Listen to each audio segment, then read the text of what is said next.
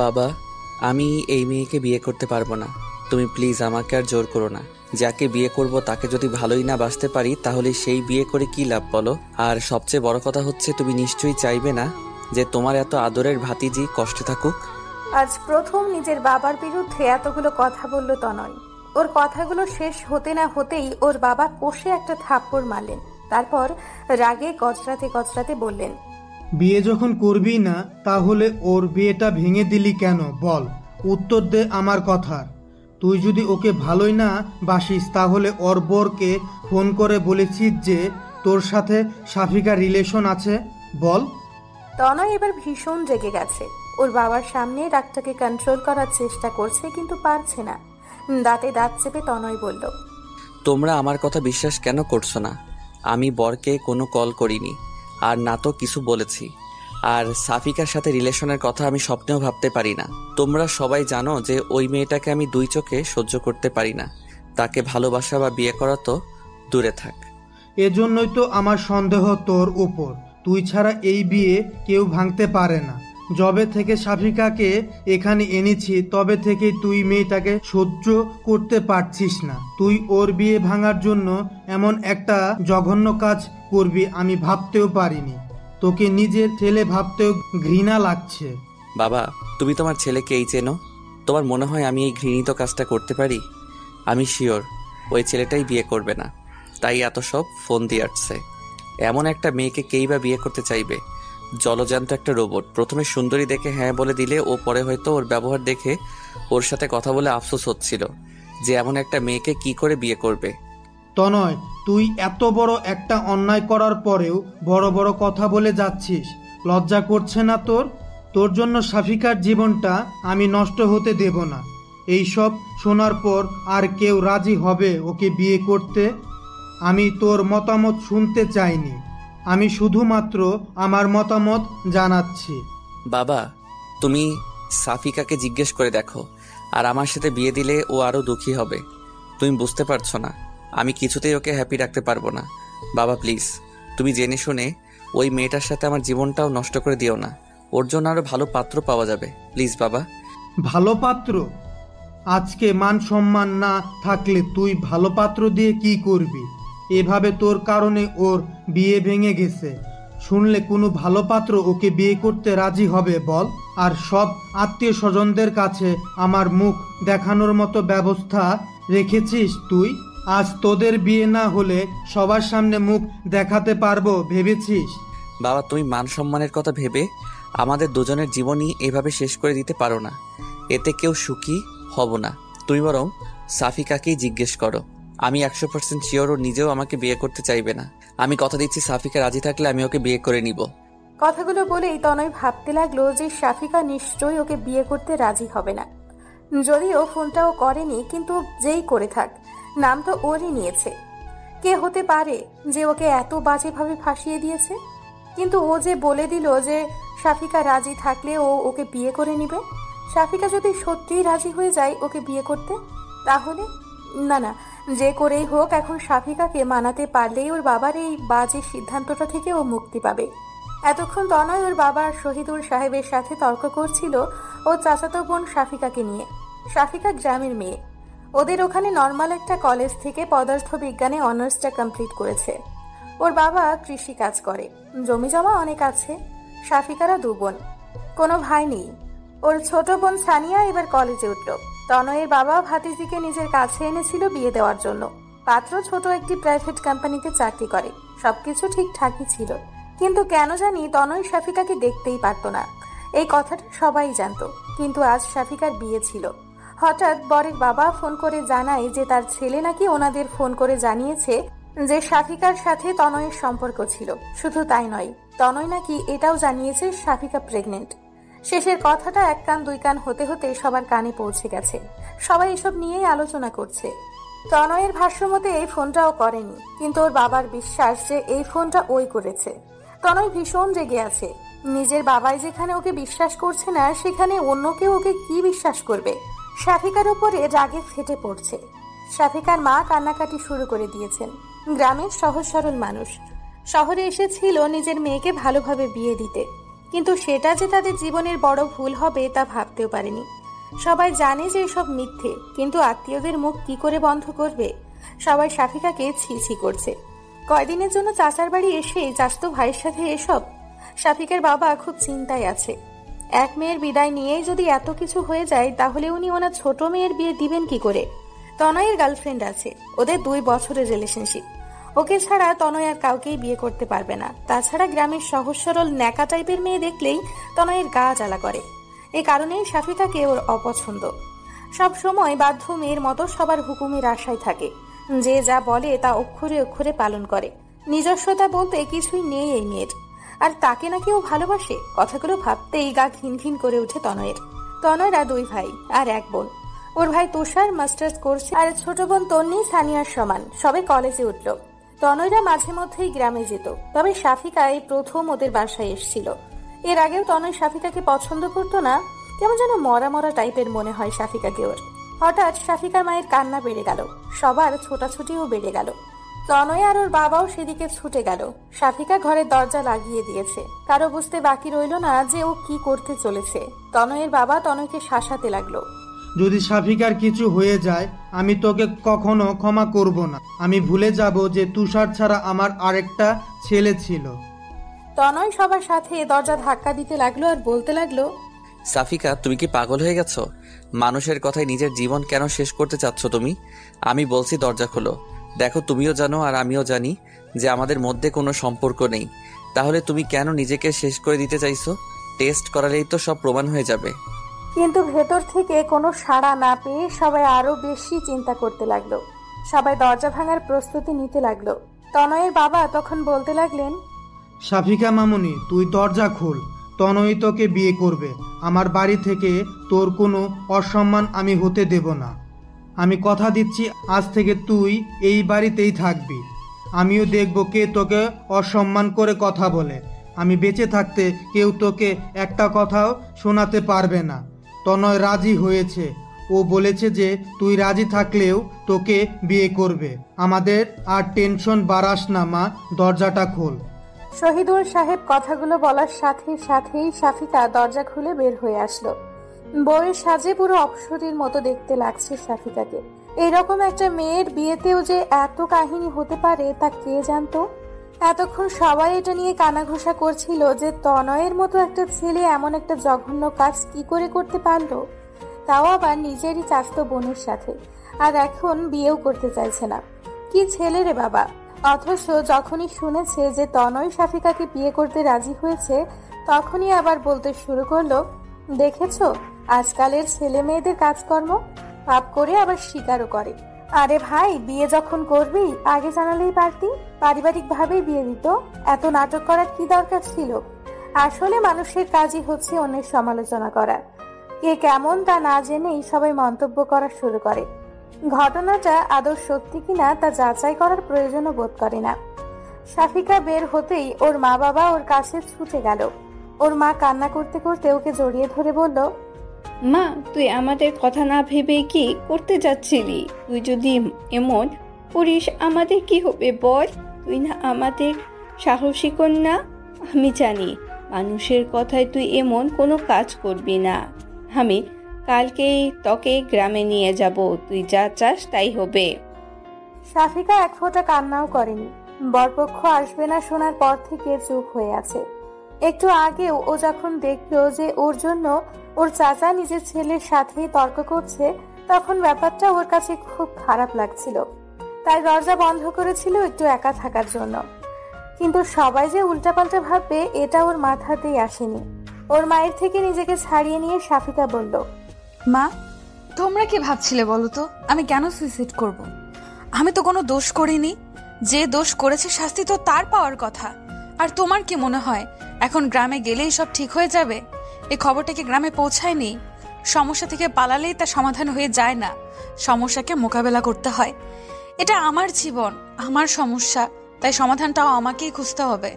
তোমরা একদম চিন্তা করো না। শাফিকার মুখে এমন কথা শুনে নিন্দুকেরা আরো কানাঘুষা করতে শুরু করে দিল। কিন্তু শাফিকার সেদিকে কোনো ভ্রুক্ষেপ নেই। ও সোজা তনয়ের সামনে গিয়ে দাঁড়ালো। শাফিকার মাত্র বলা কথাগুলো শুনে তনয় যেন হা হয়ে গেছে। ও কল্পনাও করতে পারেনি যে শাফিকা এত সুন্দর করে গুছিয়ে কথা বলতে পারে।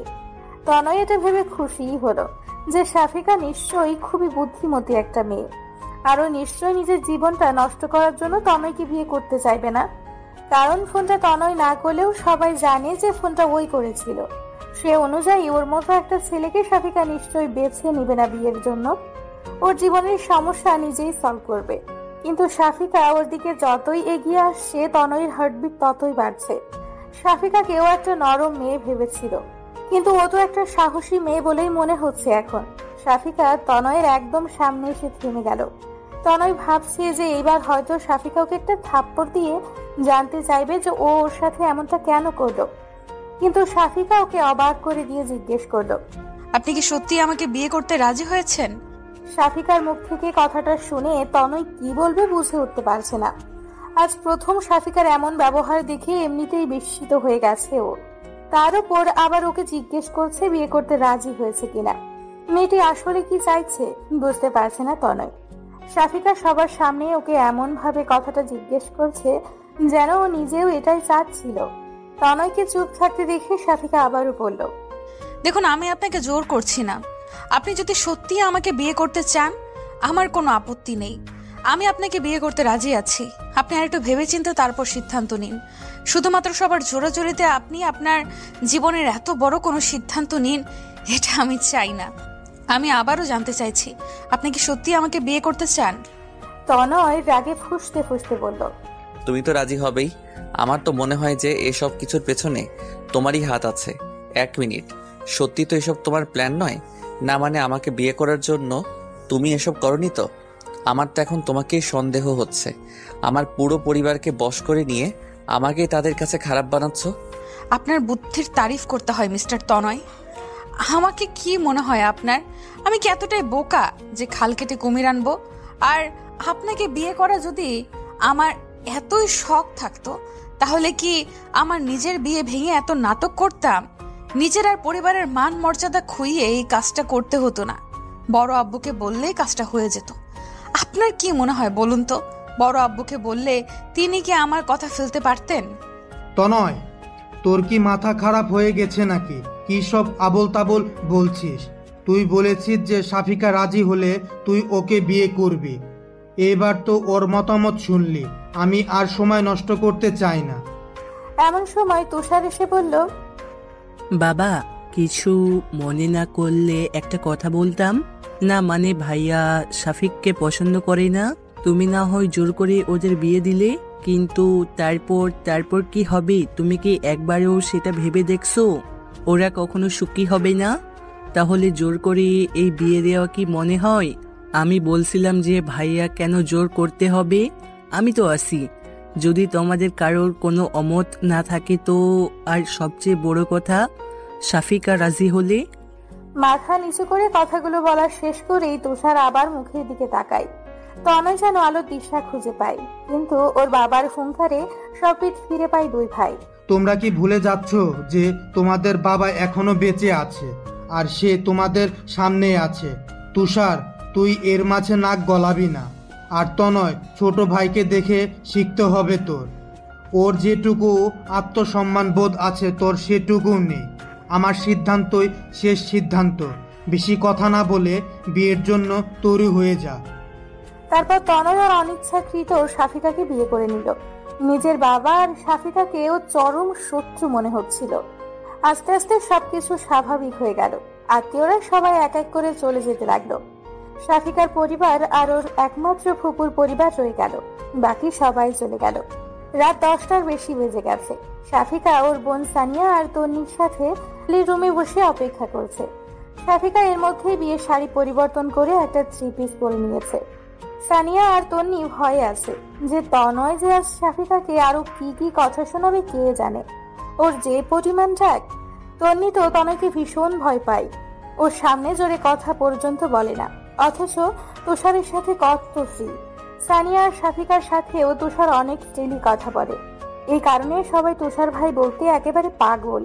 আর তনয়ের ধারে কাছেও কেউ যায় না ভয়, অথচ সেই তনয়ের জন্যই শাফিকাকে আজ অপেক্ষা করতে হচ্ছে। শাফিকা তন্নি আর সানিয়াকে উদ্দেশ্য করে বলে, তোরা চলে যা তো এখন, অনেক রাত হয়ে গেছে, গিয়ে শুয়ে পড়, আমিও শুয়ে পড়ি। উনি যখন আসে আসুক, তোদেরকে এত রাত পর্যন্ত কে অপেক্ষা করতে বলেছে বল? আর আমারও ঘুম পাচ্ছে। এত কিছুর পরে তোর ঘুম পাচ্ছে আপু? তনয় ভাইয়া তোর সাথে কেমন ব্যবহার করবে তা ভেবে তোর ভয় লাগছে না? আমার তো ভয়ে আত্মা শুকিয়ে যাচ্ছে, তোকে একা ফেলে যেতেই মন চাচ্ছে না। আচ্ছা আপু, তুষার ভাইয়াকে বড় আব্বু মানা কেন করলো? তুষার ভাইয়ার সাথে তোর বিয়ে হলে কতই না ভালো হতো বল।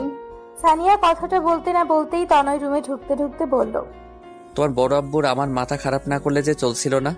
সে তো আমার জীবনটা তছনছ করার জন্য উঠে পড়ে লেগেছে, আর সাথে তোমার আপুও। তোমরাও লেগে যাও আমার পেছনে, দেখো আর কি কি নষ্ট করার আছে আমার জীবনে। সানিয়া তো ভয়ে চুপসে গেল, চুপচাপ ঘর থেকে বের হয়ে গেল। তন্নি যাওয়ার আগে কিছুটা সাহস নিয়ে তনয়কে বলল, ভাইয়া প্লিজ সাফিকা আপুকে বকাবকি করো না, এখানে আপুর তো কোনো দোষ নেই। আমি জানি না বাবা এমন সিদ্ধান্ত কেন নিলেন। যাই হোক না কেন, সাফিকা আপুকে কষ্ট দিবে না একদম, তাহলে কিন্তু ভালো হবে না। কথাগুলো বলেই তন্নি ওখান থেকে চলে গেল। তনয় কি বলবে না বলবে বুঝতে পারছিল না। ও কিছু বলার আগেই তন্নি আর সানিয়া রুম থেকে বের হয়ে গেল। তনয় বিছানার দিকে তাকাতেই দেখতে পেল যে শাফিকা সুন্দর করে ওর বিছানাটা দখল করে শুয়ে আছে। চোখ বন্ধ করে থাকলেও তনয় জানে যে শাফিকা এখনো ঘুমায়নি, তাই ওকে উদ্দেশ্য করে ব্যঙ্গাত্মক সুরেই বলল, তোমাকে আমি সহজ সরল একটা মেয়ে ভাবতাম, কিন্তু বিশ্বাস করো তোমার মতো বেহায়া আমি মনে হয় জীবনে দুটি দেখিনি। আমার লাইফটা নষ্ট করে দিয়ে আমারই বিছানা দখল করে শুয়ে আছো। এই মেয়ে, তোমার লাজ লজ্জা বলতে কিছু নেই? এত বেহায়া কেন তুমি? শাফিকা চোখটা খুলে তনয়ের দিকে তাকিয়ে স্বাভাবিকভাবেই বলল, দরজাটা লাগিয়ে দিয়েছেন কি? না হলে দেখা যাবে কে কখন রুমে ঢুকে পড়েছে। এখন তো এটা আর আপনার একার রুম নয়, এটা আজ থেকে আমারও রুম।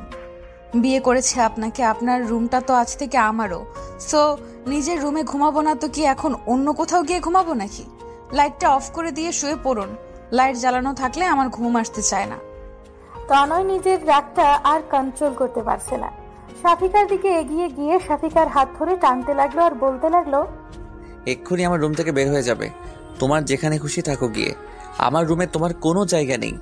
তোমার মতো একটা নির্লজ্জ মেয়ের সাথে আমি থাকতে পারবো না। এক বিছানায় তো দূরে থাক, তোমার সাথে আমি এক রুমেও থাকতে পারবো না। শাফিকা এক ঝটকায় নিজের হাতটা ছাড়িয়ে নিয়ে অন্যদিকে মুখ ঘুরিয়ে শুয়ে পড়ল আর আস্তে আস্তে বলল, আমার সাথে থাকতে না চান, আপনি যেখানে খুশি সেখানে থাকতে পারেন, আমার কোনো আপত্তি নেই, কিন্তু আমি কোথাও যেতে পারবো না। নিজের স্বামীর পাশে থাকবো, এতে বেহায়াপনার কিছু দেখছি না আমি।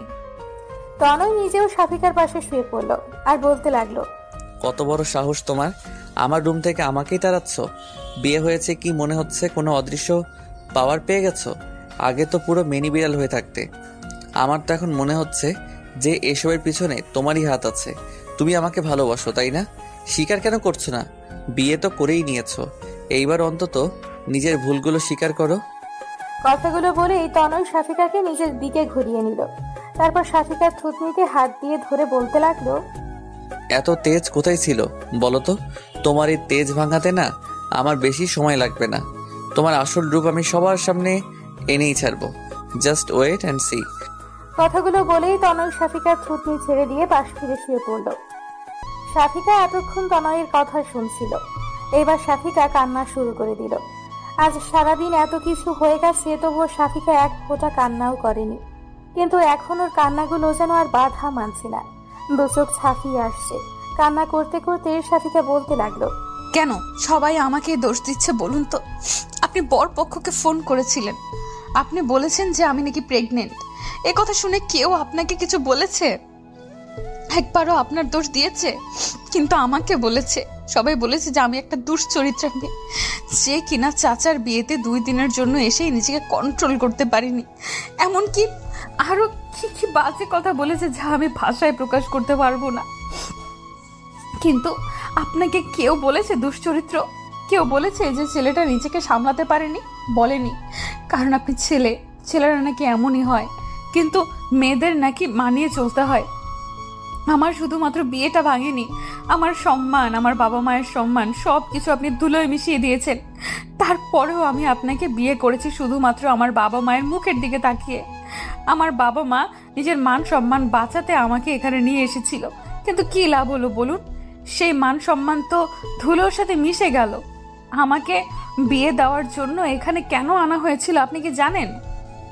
তনয় এতক্ষণ সাথিকার কান্না করা দেখছিল আর মনোযোগ দিয়ে ওর কথাগুলো শুনছিল। মেয়েটা নিজের সব দুঃখ কষ্ট চেপে রেখে তনয়কে বিয়ে করেছে, অথচ সেই তখন থেকে ওকেই দোষ দিয়ে যাচ্ছে। কিন্তু তনয় ফোন করেনি। সাফিকাও যদি কাউকে দিয়ে ফোন না করিয়ে থাকে তাহলে ফোনটা কে করলো বরপক্ষকে? তনয় কিছুতেই এটা মেলাতে পারছে না। তনয়কে চুপ থাকতে দেখে সাফিকা আবার বলতে লাগলো, কি হলো এখন? এমন ভাঙা রেডিওর মতো থেমে গেলেন কেন? উত্তর দিন। আপনি জানেন না, তাই না? এই বাসার প্রত্যেকটা মানুষ হয়তো জানে আমাকে এখানে কেন আনা হয়েছে, কিন্তু আপনি এখনো জানেন না। আপনি এত আজীব মানুষ কেন বলুন তো? কেউ আপনাকে জানায়নি নাকি আপনি নিজেই শোনার প্রয়োজন বোধ করেননি? এখনো কি জানতে চান না? তনয় বুঝতে পারছে না যে ওর কি বলা উচিত। এমন পরিস্থিতিতে ও এর আগে কখনো পড়েনি। আকাশ পরিমাণ রাগ নিয়ে রুমে ঢুকেছিল, অথচ এখন মনে হচ্ছে সাফিকার কথাগুলো শুনে ওর সব রাগ গলে পানি হতে শুরু করেছে। এমন তো হওয়ার কথা ছিল না। সাফিকা এতবার ওকে প্রশ্ন করে যাচ্ছে, অথচ ও চুপ করে শুধু শুনেই যাচ্ছে। কথা বলতে যেন ভুলে গেছে ও। না শুনে কি উপায় আছে? আমি চাইলেও তুমি শোনাবে, আর না চাইলেও তুমি শোনাবে। তার থেকে বলেই ফেলো তোমার কাহিনী। বাবা সেদিন বলছিল কি জানো, আমি অতটা মনোযোগ দিয়ে শুনিনি। সবাই কথা বলছিল, তোমার কোনো কথা শোনার কোনো আগ্রহ আমার ছিল না, তাই শোনা হয়নি। আজ তো না শুনলে তুমি আমাকে ঘুমাতে দেবে বলে মনে হয় না। সাফিকা কান্না করতে করতে তনয়ের শার্টের সাথে নাক মুখ মুছতে থাকে। তনয় সরে যেতে চাইলেও পারে না। সাফিকা টেনে ধরে ওর নাকের পানি চোখের পানিগুলো তনয়ের শার্টে মুছতে থাকে। তনয় নাক ছিটকায়, তবে সরতে পারে না। সাফিকা যে ওর শার্টটাকে টিস্যু বানিয়ে ফেলেছে তা বুঝতে বাকি রইল না। সাফিকার ক্ষণে ক্ষণে রং পাল্টাতে দেখে তনয় নিজেও হতবাক হয়ে গেছে। মেয়েদের কান্নাতে হয়তো এ কারণেই মায়া কান্না বলে, তো মানুষও ওর ন্যাকা কান্নার কাছে হেরে গেছে। আমাদের গ্রামেও একজন আমার বিয়ে ভেঙে দিচ্ছিল। শুধু আমাদের গ্রামের চেয়ারম্যানের ছেলে, সে আমার বাড়িতে বিয়ের জন্য প্রস্তাবও পাঠিয়েছিল, কিন্তু এসএসসি পাস একটা ছেলের সাথে অনার্স পাস করা একটা মেয়ের বিয়ে কি কোনো বাবা মা দিতে চায়? আর ওই ছেলেটাকে আমার একদম পছন্দ নয়। সারাদিন রাত আড্ডা নিয়ে থাকে, নেশা করে, আর বাপের টাকায় ফুটানি। ও অমন ছেলেকে আমি কেন?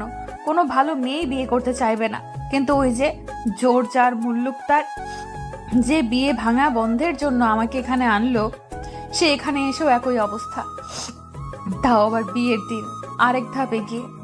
তনয় এতক্ষণ মনোযোগ দিয়ে ওর কথা শোনার পর বলল, তাহলে তোমার বিয়ে ভাঙার জন্য আমাকে কেন দোষারোপ করছো সবাই? এটা তো সবাই জানো যে বিয়েটা কে ভেঙেছে। আমাকে এর মধ্যে জড়ানোর খুব বেশি কি প্রয়োজন ছিল? এখানে ওরা খোঁজ পাবে কিভাবে? ওরা যাতে আমার খোঁজ না জানতে পারে সেই জন্যই তো আমাকে এখানে আনা হয়েছিল। তবে কেন জানি আমার মনে হচ্ছে আপনি সত্যিই বলছেন, মানে এর পেছনে নিশ্চয়ই অন্য কেউ আছে। কিন্তু কে সে? আপনি আমাকে হেল্প করবেন খুঁজে বের করতে? আর সে যে শুধুমাত্র আমার শত্রু তা নয়, কিন্তু সে আপনারও ঘোর শত্রু, না হলে আপনাকে এর মধ্যে জড়াতো না। তনয় বিছানা থেকে উঠে শার্টটা চেঞ্জ করে একপাশে জড়সড় হয়ে শুয়ে পড়ল আর ভাবতে লাগলো যে এই কাজটা যদি ওই চেয়ারম্যানের ছেলে না করে থাকে তাহলে আর কে হতে পারে। শহীদুল সাহেবের স্ত্রী শিলা ভীষণ রেগে আছেন। আত্মীয়ের মধ্যে বিয়ে শাদী ওনার একদম পছন্দ নয়। শোয়ার পর থেকে উনি স্বামীর সাথে এই নিয়ে তর্ক করেই চলেছেন। তোমাকে আমি আগেই বলেছিলাম যে এই মেয়েকে এখানে আনার কোনো প্রয়োজন নেই। গ্রামে এত ঝামেলা হচ্ছে, এখানে যে ঝামেলা হবে না তা কে জানে। তুমি তো আমার কোনো কথা শুনবে না, মানে ওদের ভান্ডার খুলে বসে আছেন। শেষে কিনা এই মেয়েকে আমার ছেলের কাঁধেই ঝুলিয়ে দিলেন। কে জানে এই মেয়ে কেমন হবে, পুরো সংসারটা ধ্বংস করে না দেয়। ফিরোজ সাহেবের কথা বলার আর মন মানসিকতা নেই। তিনি নিজেও বুঝতে পারেনি এত কিছু হয়ে যাবে। সবার মুখ বন্ধ করার জন্য হলেও এই বিয়েটা দেওয়া উচিত ছিল। বড় মুখ করে ভাইয়ের মেয়েকে এখানে এনেছিল বিয়ে দেওয়ার জন্য। এখান থেকেও যদি খালি হাতে ফিরতো তাহলে মেয়েটার কি হতো? দেখো শিলা, যা হওয়ার হয়ে গেছে। সাফিকা এখন আর শুধু আমার ভাতিজি নয়, ও আমাদের বড় ছেলের বউ। আশা করি কথাটা মাথায় থাকবে। ভাগ্যের লিখন খণ্ডানোর ক্ষমতা আমাদের কারোই নেই। কথাগুলো বলে এই পাশ ফিরে শুয়ে পড়ল শহীদুল সাহেব।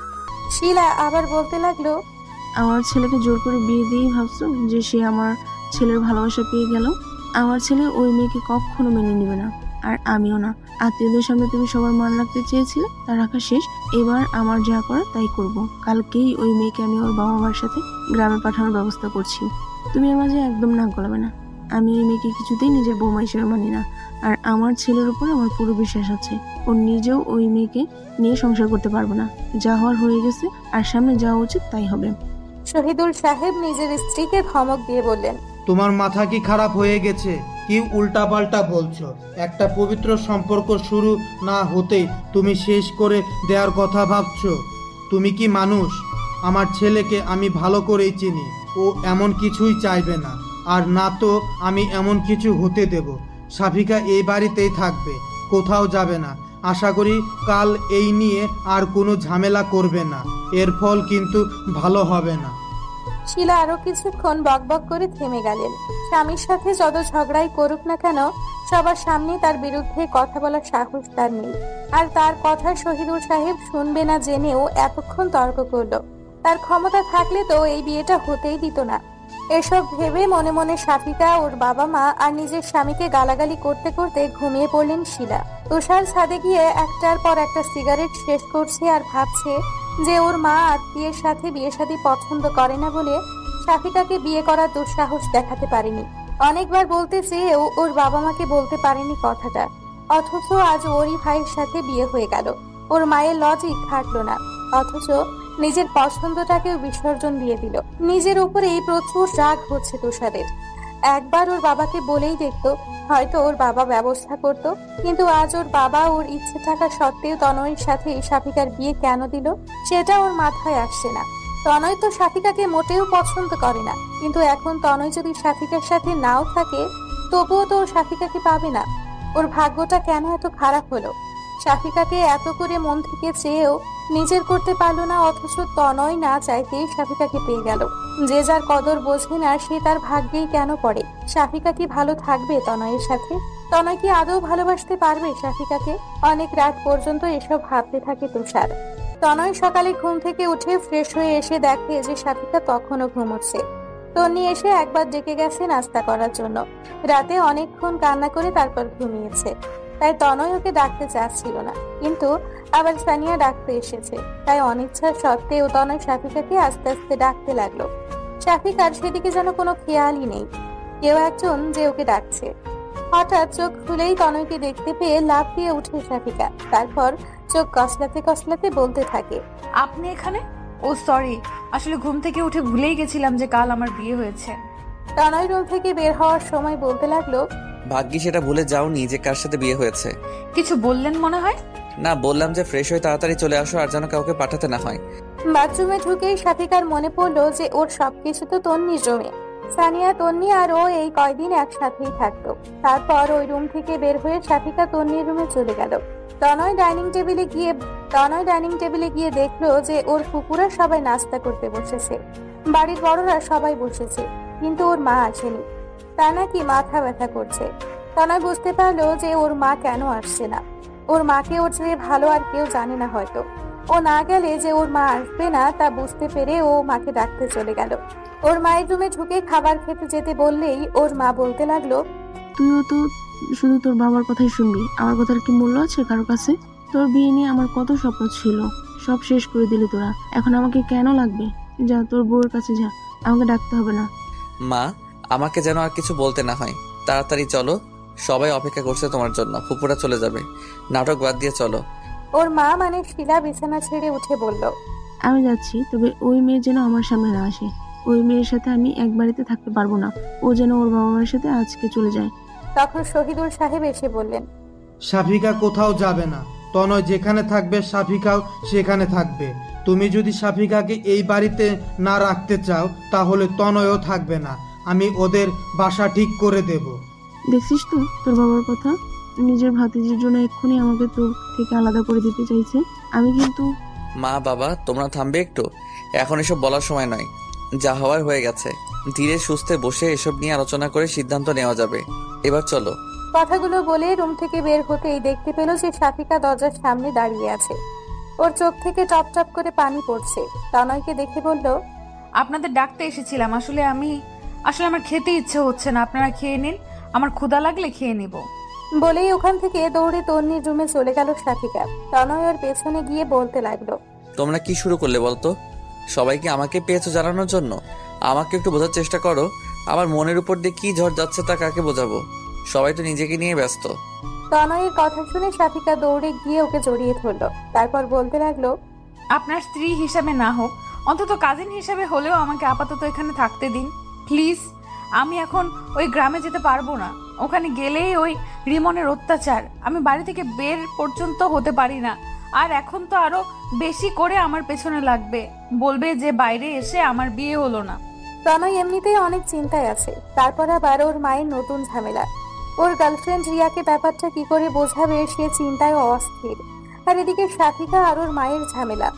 রিয়াকে ছাড়া ও অন্য কোনো মেয়ের কথা স্বপ্নেও ভাবতে পারে না। এখন এইসব সামলাবে নাকি রিয়াকে? সাফিকাকে নিজের থেকে ছাড়িয়ে নিয়ে তনয় বলল, দেখো সাফিকা, এইসব ন্যাকা কান্না আমার কাছে করবে না, চুপচাপ খেতে চলো। এসব মায়া কান্না আমার কাছে চলবে না। রাতে অনেক কেঁদেছো, কিছু বলিনি, আর কিন্তু এসব চলবে না। এখানে থাকতে চাইলে আমার কথা মেনে থাকতে হবে। সাফিকা চোখ মুছে বলল, আমি পারবো। এখানে থাকার জন্যই তো এতদিন আমি চুপচাপ ছিলাম। আবার না হয় সেই রোবট হয়ে যাব, যে যা বলবে তাই শুনবো। চাচি যেভাবে বলবে আমি সেভাবেই থাকবো। অন্তত যে পর্যন্ত ওইখানে সব ঠিকঠাক না হয় সে পর্যন্ত আমাকে থাকতে দিলেই হবে। রিমন 5-6 বছরের মতো বিদেশে ছিল বলেই আমি শান্তিতে ছিলাম। কয়েক মাস হলো দেশে এসেছে, তাতেই আমার জীবনের খুশিগুলো শেষ হয়ে গেছে। ওই ছেলে থাকতে আমি আর গ্রামে যাচ্ছি না। আবার হয়তো বিদেশ চলে যাবে, তখন আমি আবার গ্রামে চলে যাব, কথা দিচ্ছি। আর আমি কখনো আমাকে ভালোবাসার জন্য আপনাকে জোর করব না। আপনি মন থেকে কোনোদিন ভালোবাসলে তবেই। এক্সকিউজ মি, দিবা স্বপ্ন দেখা বাদ দাও। থাকতে দিয়েছি বলে অন্য কিছু ভাবার দরকার নেই। ফালতু কথা শোনার সময় আমার নেই, চুপচাপ খেতে চলো। কথাগুলো বলে তনয় সাথিকার মুখের দিকে তাকাতেই দেখতে পেল যে সাথিকার মুখটা বিষাদে ছেয়ে গেছে। ও হয়তো একটু বেশি বলে দিয়েছে, কিন্তু ও যে প্রেশারের মধ্যে আছে তাতে চাইলেও ভালো করে কথা বলতে পারছে না। সাথিকার কি করবে আর রিয়ারি বা কি করবে ও কিছুই বুঝতে পারছে না। একদিকে নিজের ভালোবাসা আর অন্যদিকে নিজের দায়িত্ব, যার এখন কোনো একজনের সাপোর্ট দরকার, আর সেই একজন ওকেই হতে হবে, না হলে মেয়েটা ভেঙে টুকরো হয়ে যাবে। কোন দিকে যাবে তনয়? সাফিকার বাবা মা চলে যাবে, ওর মনটা খুব খারাপ। ও সবার সাথে বসে গল্প করছে, একটু পরেই চলে যাবে ওনারা। তনি দেখলো যে তনয় রুমেই আছে। ও রুমে ঢুকতে ঢুকতে তনয়কে উদ্দেশ্য করে বলল, ভাইয়া আসবো? তোমার সাথে তো কথাই বলা যায় না, ভয় লাগে। কিন্তু আজকে তোমাকে কিছু কথা বলতে চাই। দেখো, আমি কিন্তু আর সেই ছোট্ট নেই, বড় হয়ে গেছি। আমি এখন কলেজে পড়ি, তাই আমার কথাগুলো তোমাকে শুনতেই হবে। নিজের ছোট বোনের মুখে এমন কথা শুনে তনয় হেসে দেয়। তারপর বলতে থাকে, তা আমার ছোট্ট বোনটা আমাকে ভয় পেতে শুরু করলো কবে থেকে তাই তো বুঝতে পারতেছি না। সে আবার কলেজে উঠে বড় হয়ে গেছে। তা আমার বুড়ি দাদিটা আমাকে কি উপদেশ দিতে এসেছে শুনি? তনি নিজের ভাইয়ের পাশে বসে বলল, দেখো ভাইয়া, তোমাকে আগেও বলেছি যে আমাকে বুড়ি দাদি বলবে না। আমি কি বুড়ি নাকি? আর আমি যেটা বলতে এসেছি সেটা শুনো। চাচিরা চলে যাবে, অথচ সাফিকা আপু একটু কান্না করবে না, দেখো। কিন্তু চাচিরা যেতে না যেতেই সবার আড়ালে গিয়ে ইচ্ছা মতো কান্নাকাটি করবে। নিজেকে যতই স্ট্রং দেখানোর চেষ্টা করুক না কেন, আমার চোখকে ফাঁকি দিতে পারেনি। আমি ঘুমিয়ে যাওয়ার পর হঠাৎ জেগে গেলে মাঝে মধ্যে দেখতাম যে সাফিয়া আপু বেলকনিতে দাঁড়িয়ে কান্না করছে, নয়তো চুপচাপ দাঁড়িয়ে আছে। সানিয়া আর চাচা চাচিকে ছাড়া থাকতে ওর ভীষণ কষ্ট হয়। তারপরেও থাকতো একমাত্র ওই রিমনের অত্যাচার থেকে বাঁচার জন্য। এখন তো হেকে বাড়ি এখানেই থাকবে। জানি না আর কত কাঁদতে হবে আপুকে। তারপর তুমি সকালে ও কি পরিমাণে বকাবকি করলে দেখলাম। তুমি যাওয়ার পরই বাথরুমে গিয়ে কিছুক্ষণ কান্না করে তারপর হাসি মুখে খেতে গেল। আমি সব খেয়াল করি। এতগুলো কথা একেবারে বলে হাঁপিয়ে উঠে তন্নি। তারপর তনয়ের প্রতিক্রিয়া দেখার জন্য ওর দিকে তাকায়। তনয় চুপচাপ ওর কথা শুনলো দেখে ওর ভালোই লাগছে। আর এই প্রথম সাথিকার জন্য তনয়কে এতগুলো কথা বললো। তন্নির মুখে এমন বড় মানুষের মতো কথা শুনে তনয় বুঝতে পারলো যে তার সেই ছোট্ট তন্নিটা আজ সত্যি অনেক বড় হয়ে গেছে। আচ্ছা, তন্নিকে বিয়ে দিলে ওকে এইভাবে ওর শ্বশুর বাড়ি রেখে চলে আসতে হবে? ভাবতেই বুকের মধ্যে চিনচিনে একটা ব্যথা অনুভব হয় তনয়ের। তার মানে শাফিকার বাবা মায়েরও অনেক কষ্ট হচ্ছে শাফিকাকে রেখে যেতে। আর শাফিকা, কথাটা ভাবতেই মেয়েটার জন্য এক অজানা টান অনুভব করতে থাকে তনয়। এটাই কি সেই পবিত্র বন্ধন, দিন কবুলের মাধ্যমে যে বন্ধন গড়ে ওঠে? কথাটা ভাবতেই নিজেকে বড্ড অপরাধী মনে হতে থাকে তনয়। নিজের বাবার অনুরোধে এটাও কি করে বসলো? একটা মেয়ের স্বপ্ন নিয়ে খেলার কোনো অধিকারও নেই, সেখানে ও দুটো মেয়ের জীবন নিয়ে খেলছে। এই গোলকধাঁধা থেকে আজ ওকে বের হতেই হবে, নইলে ও নিজেকে কখনো ক্ষমা করতে পারবে না। তন্নির সাথে যদি এমনটা ঘটতো, ভাবতেই ওর পুরো শরীর কেঁপে ওঠে। তন্নি নিজের ভাইয়ের কোনো উত্তর না পেয়ে রুম থেকে চলে যেতে যেতে বলে, আমার আগেই বোঝা উচিত ছিল যে তোমাকে কোনো কথা বলা আর পাহাড়ের সামনে দাঁড়িয়ে কথা বলা একই ব্যাপার, কোনো উত্তর পাওয়া যাবে না। আমাকে কোনো ধমক দাওনি, এটাই তো অনেক। পরের কথাগুলো আস্তে আস্তে বললো যেন তনয় শুনতে না পায়। তন্নি চলে যাওয়ার পরেও তন্নির বলা কথাগুলো তনয়ের কানে রেকর্ডের মতো বাজতে লাগলো। আর শাফিকার মনের অবস্থাটা বোঝার চেষ্টা করলো। শাফিকার বাবা মা সানিয়া আজকে ট্রেনিং গ্রামে চলে যাবে। কলিজার টুকরা মেয়েকে এভাবে ফেলে রেখে যেতে তাদের কারোরই মন টানছে না, কিন্তু এটাই তো নিয়ম। বিয়ের পর স্বামীর ঘরটাই তো মেয়েদের আসল জায়গা। আর তাছাড়া এখানে সবাই শাফিকার আপন। তারপরেও সানিয়া আর ওর মা অনেক কান্না করছে, কিন্তু শাফিকা পাথরের মতো শক্ত হয়ে আছে। ওর বাবা মায়ের সামনে ও নিজেই যদি কান্নাকাটি শুরু করে দেয়, তাহলে ওনারা ভালো থাকতে পারবে না। শাফিকার কান্নায় পরিপূর্ণ মুখটাই ওনাদের চোখে ভাসবে, তাই শাফিকার কান্নাগুলো মিথ্যে হাসির আড়ালে লুকিয়ে রেখেছে। কান্না পেলে সেই কান্নাটাকে আটকে রাখাটা যে কি পরিমাণ কষ্টের তা শাফিকা ভালোভাবেই বুঝতে পারছে। শাফিকার বাবা তনয়ের হাতের উপর শাফিকার হাত দিয়ে বলল, মেয়েকে বিয়ের সময় জামাইয়ের হাতে তুলে দিতে হয়, কিন্তু আমি আজ দিচ্ছি শুধু মেয়ের জামাই নয়, আমার নিজের ছেলে হিসাবে। আমি আমার নিজের কলিজার টুকরাকে রেখে যাচ্ছি। ও এর আগে বাহিরে কখনো থাকেনি, বাহিরের জীবন সম্পর্কে ওর কোনো ধারণা নেই। বাবা এই কয়দিন তোদের এখানে এসেছে, তাই রোজ ফোনে কান্নাকান্নি করতো, আর এখন তো সারা জীবনের জন্য রেখে যাচ্ছি। মেয়েকে বিদায় দেওয়ার সময় যে একটা বাবার কি পরিমাণ কষ্ট হয় তা তুই নিজেই যখন বাবা হবি তখন বুঝতে পারবি। নিজের বাবাকে থামিয়ে দিয়ে শাফিকা বলল, বাবা তুমি এসব কি বলছো? আমি কোথায় কান্নাকাটি করেছি? তোমরাই তো সবাই কান্নাকাটি করে জোয়ার বইয়ে দিয়েছো। আর শোনো, আমি এখন সেই ছোট্ট সাফিকা নেই যে কোথাও গেলে বাবা মা বলে কান্নাকাটি শুরু করব। দেখছো না আমি কত হাসি খুশি আছি এখানে।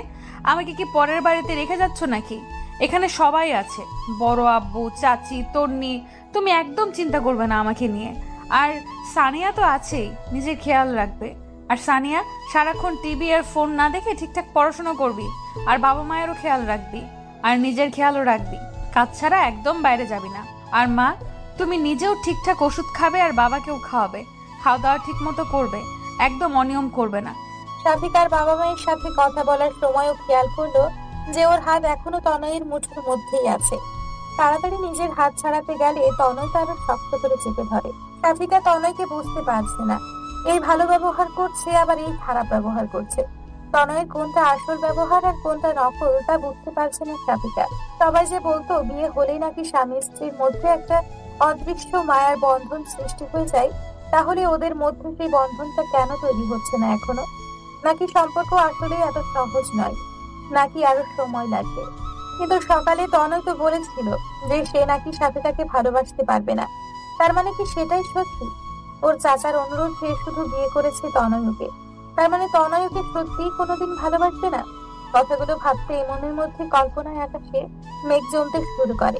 ও আর কখনো তনয়কে বিরক্ত করবে না, ও তনয়কে এই বন্দিত্ব থেকে মুক্তি দিয়ে দিবে। শাফিকার বাবা মা চলে যেতেই শাফিকা তনয়ের হাত থেকে নিজের হাত ছাড়িয়ে নিয়ে তনয়ের রুমে চলে গেল।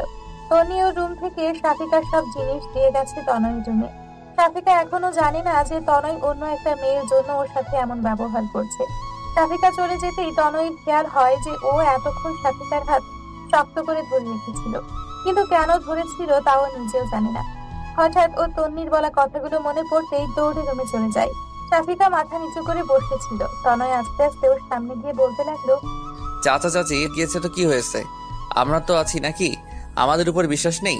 আমি আমার কথা রেখেছি, তোমাকে গ্রামে পাঠাইনি। এইবার তোমার পালা, একদম কান্নাকাটি করা যাবে না। কি হলো? বললাম না কান্নাকাটি করা যাবে না। কান্নাকাটি আমার একদম সহ্য হয় না।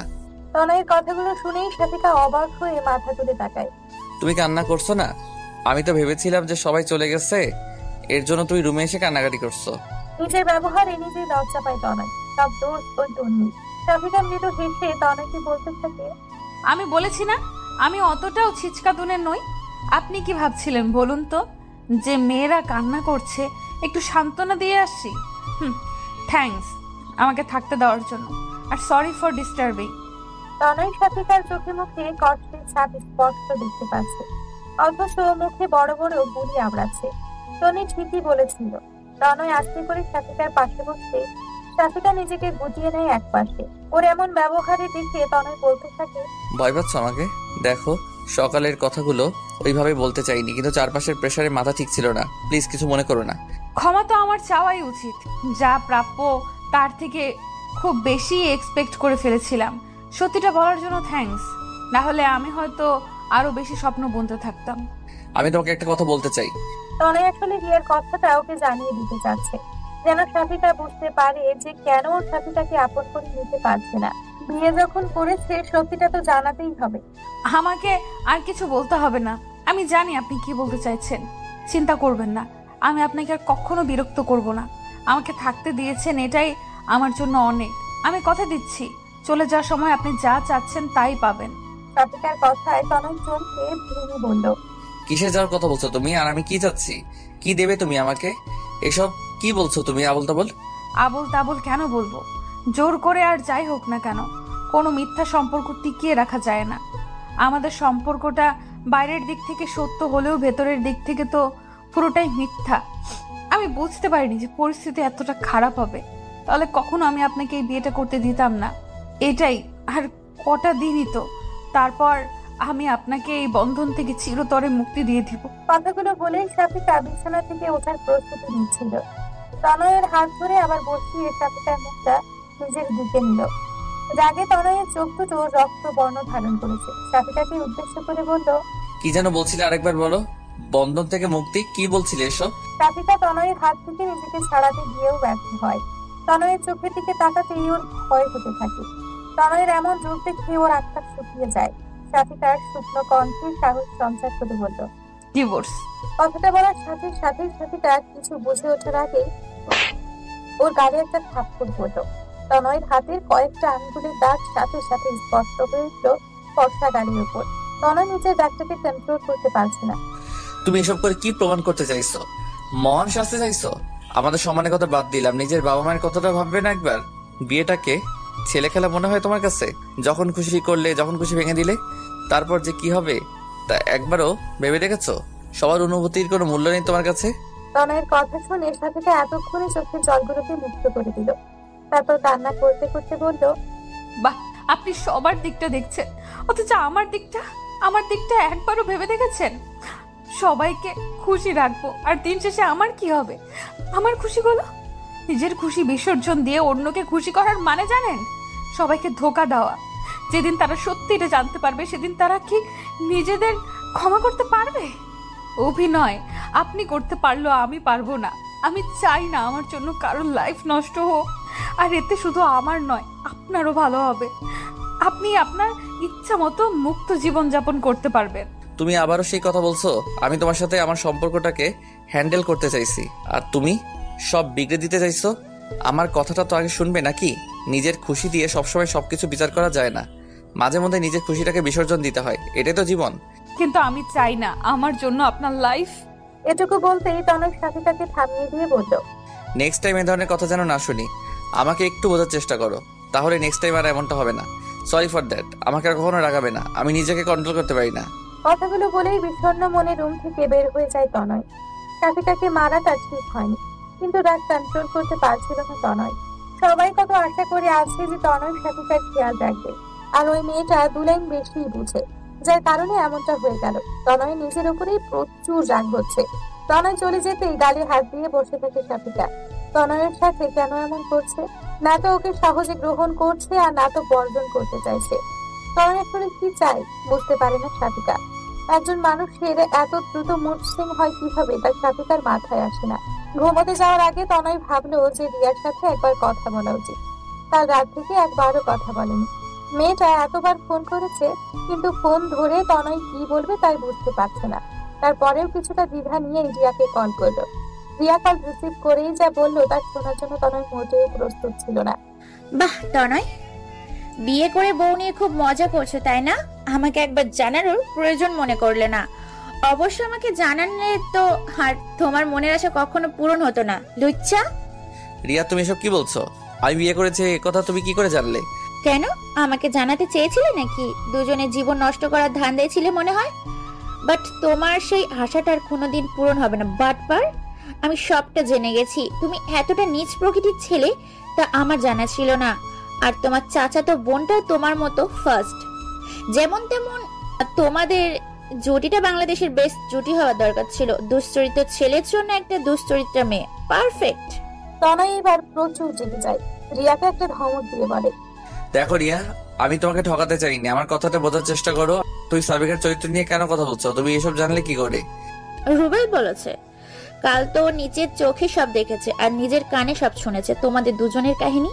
ওই রকম মেয়েদের জন্য পুরো নারী জাতির বদনাম হয়ে যায়। অবশ্য মেয়েটাই বা কি করবে তোমাকে দেখে। আর কিছু বলার আগেই তনয় রেগে গিয়ে রিয়াকে থামিয়ে দিয়ে বলে, আরেকবার সাবিকার চরিত্র নিয়ে কথা বলে আমি ভুলে যাবো যে আমি তোমাকে ভালোবাসি। আমার ভাবতেও অবাক লাগছে যে তুমিও আমাকে ভুল বুঝলে। আমি ভেবেছিলাম যে আর কেউ বিশ্বাস করুক বা না করুক, অন্তত তুমি আমাকে বিশ্বাস করবে। তুমি তো জানো আমি কেমন ছেলে, কিন্তু তুমিও অন্য সবার মতোই। কেন, তুমি কি ভেবেছিলে তুমি একটা মেয়ের সাথে নোংরামি করবে, তারপর কাহিনী করে তাকে বিয়ে করবে, আর আমি তোমাকে সাদরে গ্রহণ করে নেব? এমনটা ভেবেছিলে তাই তো? কিন্তু তোমার যে আশা ঘুরে বালি। আজকের পর থেকে আমার সাথে যোগাযোগ করার কোনো স্বপ্নেও ভেবো না। তোমার মতো ছেলের সাথে কথা বলাও পাপ। কথাগুলো বলেই খট করে কলটা কেটে দেয় রিয়া। রুবেল জানে যে তনয় কেমন ছিল, তারপরও রিয়াকে এসব কথা কি করে বলতে পারলো? কালকে রুবেলকে বলাই ভুল হয়েছিল, কিন্তু রুবেল বললো আর রিয়া সেটাই বিশ্বাস করে নিল। এই জেনেছে রিয়া ওকে। ও ভেবেছিল যাকে এত ভালোবাসে সে অন্তত ওকে বুঝবে, কিন্তু রিয়া ওকে ভুল বুঝলো। এতদিন ও কাকে ভালোবেসেছে? ওর ভালোবাসা কি মিথ্যে ছিল? অন্তত আসল ঘটনাটা কি সেটা শুনে তারপর জাজ করতো তনয়কে। কিন্তু ও এদের মুখে শোনা কথাটাই বেশি গুরুত্ব দিল। রাগটাকে কন্ট্রোল করতে না পেরে হাতের ফোনটাই ছুঁড়ে ফেলে দিল। তা ছাদের উপরে পড়তেই ভেঙে ব্যাটারি আর কাভারগুলো ছড়িয়ে ছিটিয়ে পড়লো চারদিকে। তারপর ভাঙা ফোনটাকে ওখানে ফেলেই রেগে ছাদ থেকে নিজের রুমের দিকে পা বাড়ালো। রাত হলেই সব কথা যেন বেশি করে মনে পড়তে থাকে। এখন যেমন শাফিকার ওর বাড়ির কথা মনে পড়ছে, তো সানিয়ার সাথে করা খুনসুটি, ওর বাবা মায়ের সাথে মজা করা, গ্রামের মুক্ত পরিবেশে ঘুরে বেড়ানো, সব স্মৃতিটা যেন ভিড় করেছে। এসব ভাবতেই চোখের কোণা থেকে কয়েক ফোঁটা জল গড়িয়ে পড়লো। ঘুম যেন আসতেই চাইছে না। তারপর একা নিয়ে আরো খারাপ লাগছে। তনির ওখানে গিয়েছিল, তাড়িয়ে দিল, বললো এখন থেকে রাতে ও রুমে নট অ্যালাউ। অথচ তনয়ও অনেকক্ষণ হলো কোথায় যেন গেল বের হয়ে। মনে হলো খুব জরুরি কাজ আছে। তনয় রুমে এসে দেখলো যে শাফিকা ঘুমিয়ে পড়েছে। রিয়ার সাথে কথা বলে ভীষণ জেগে আছে তনয়। রুমে এসে শাফিকাকে দেখে ওর রাগটা দ্বিগুণ হয়ে গেল। যে মেয়েটার জন্য ওর জীবনে এত সমস্যা, সে আরামে ওর পিছনে ঘুমোচ্ছে, এটা যেন ওর সহ্য হচ্ছে না। তনয় রুমে এসেছে বুঝতে পেরে শাফিকা চোখ খুলে বলল, কোথায় ছিলেন এতক্ষণ? কথাটা বলতে না বলতেই তনয় যেন তেলে বেগুনে ছাদ করে উঠলো। কেন, তোমাকে সেই কৈফিয়ত দিতে হবে নাকি? আমার জীবনে তছনছ করে দিয়ে নিশ্চিন্তে ঘুমাচ্ছ, আবার আমার কাছে কৈফিয়ত চাইছো? তোমাকে মানা করেছি না আমার পার্সোনাল লাইফে একদম ইন্টারফেয়ার করবে না? একটা কথা একবার বলে কানে যায় না? তোর মুখটা দেখলে আমার রাগে গা জ্বালা করে। নিজের ওই মুখটা আমার থেকে লুকিয়ে রাখো চেষ্টা কর। আমি যতক্ষণ রুমে থাকি ততক্ষণ আমার আশেপাশে থাকবে না বেশি। তোমাকে দেখলে আমার সবকিছু এলোমেলো হয়ে যায়। কথাগুলো বলেই তনয় বেলকনিতে চলে গেল। শাফিকা বোবার মতো ওর দিকে তাকিয়ে আছে। ও তো শুধু জানতে চেয়েছিল যে এতক্ষণ কোথায় ছিল। এটা জানতে চাওয়াটা কি খুব বড় অপরাধ? শাফিকা নিজেরও প্রচুর রাগ। এখানে আসার পর থেকে সব সময় রাগের আগুনটাকে ছাই চাপা দিয়ে রেখেছিল, কিন্তু এখন আর যেন ওটা চাপা থাকতে চাইছে না। তারপরেও শাফিকা অনেক কষ্টে নিজেকে কন্ট্রোল করার চেষ্টা করে চোখ বন্ধ করে শুয়ে পড়লো। একটু পরেই তনয় এসে ওর পাশে শুয়ে পড়লো। শাফিকা আর একটা কথাও বলছে না। তনয় শাফিকাকে বকা দেওয়ার পর থেকে নিজেই আবার অনুতপ্ত হয়। রিয়ার রাগগুলো সব শাফিকার উপরে চাপিয়ে দিয়ে যেন ওর রাগটা অনেকটাই কমে গেছে। তাই শাফিকার সাথে কিছুটা স্বাভাবিক হওয়ার জন্য বলল, তোমাকে আমি আবারও বলছি, আমার রাগ হয় এমন কোনো কাজ করবে না। আমি নিজের রাগটাকে কন্ট্রোল করতে পারি না, তারপরও। এটুকু বলেই থেমে যায় তনয়, কারণ এখন সাফিকা এমন কিছুই করেনি যার কারণে ও সাফিকাকে এত কথা শোনালো। তনয়ের এই স্বাভাবিক আচরণে সাফিকার রাগটা কমার বদলে আরো বেড়ে গেল। ও তনয়ের দিকে ঘুরে বলতে লাগলো, আমাকে আপনার কি মনে হয় বলুন তো? একটা পুতুল? আমাকে করুণা করে বিয়ে করেছেন, থাকতে দিচ্ছেন, তাই বলে কি আমি আপনার কেনা গোলাম হয়ে গেছি? যখন ইচ্ছা হবে ভালো ব্যবহার করবেন, যখন ইচ্ছা হবে খারাপ ব্যবহার করবেন। আমি কি মানুষ না নাকি? দুঃখ কষ্ট আমারও আছে। আপনি বারবার আপনার জীবন তছনছ হওয়ার কথা বলছেন। আচ্ছা, আমি আপনার কি তছনছ করেছি বলতে পারবেন? আমি আপনার পরিবার থেকে আপনাকে আলাদা করে দিয়েছি নাকি আপনার? এটুকুই বলতে তনয় নিজের জাতি কন্ট্রোল করে বলল, তুমি এখনো বুঝতে পারছো না তুমি কি তছনছ করেছো, নাকি না বোঝার নাটক করছো? আমি রিয়াকে ভালোবাসতাম, শুনেছো এবার? আমি শুধু রিয়াকেই বিয়ে করতে চেয়েছিলাম, কিন্তু শুধুমাত্র তোমার জন্য রিয়াও আমাকে ভুল বুঝলো। অন্য সবাই আমাকে ভুল বুঝেছে। এতে আমি যতটা না কষ্ট পেয়েছি, তার চেয়ে 1000 গুণ বেশি কষ্ট পেয়েছি আমি রিয়ার ব্যবহারে। ও আমাকে ভুল বুঝেছে। বুঝতে পারছো তুমি ব্যাপারটা? সাফিকা তনয়ের মুখে রিয়ার নাম শুনে যেন আকাশ থেকে পড়ল।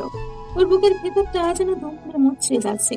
তনয়কে পছন্দ করে না সেটাও মেনে নিয়েছিল, কিন্তু অন্য একটা মেয়ের জন্য সাফিকাকে এতগুলো কথা শোনাচ্ছে, এটা ও কিছুতেই মেনে নিতে পারছে না। ওর মন চাইছে এক্ষুনি ছুটে গ্রামে চলে যেতে। যা হওয়ার হবে। ওখানে রিমন্ত বাইরে গেলে শুধু বিরক্ত করে, কিন্তু এখানে ঘরের মধ্যেই ও যে মানসিক চাপের শিকার হচ্ছে, না পারছে কাউকে বলতে, আর না পারছে এসব সহ্য করতে। রুমের বাইরেও চাচির কারণ সহ্য করে, আবার রুমের ভেতরে তনয়ের তিক্ততা আর নিতে পারছে না ও। আমাকে মাফ করবেন যে আমি না জেনে শুনে আপনার ভালোবাসার মাঝে ফাটল ধরিয়েছি।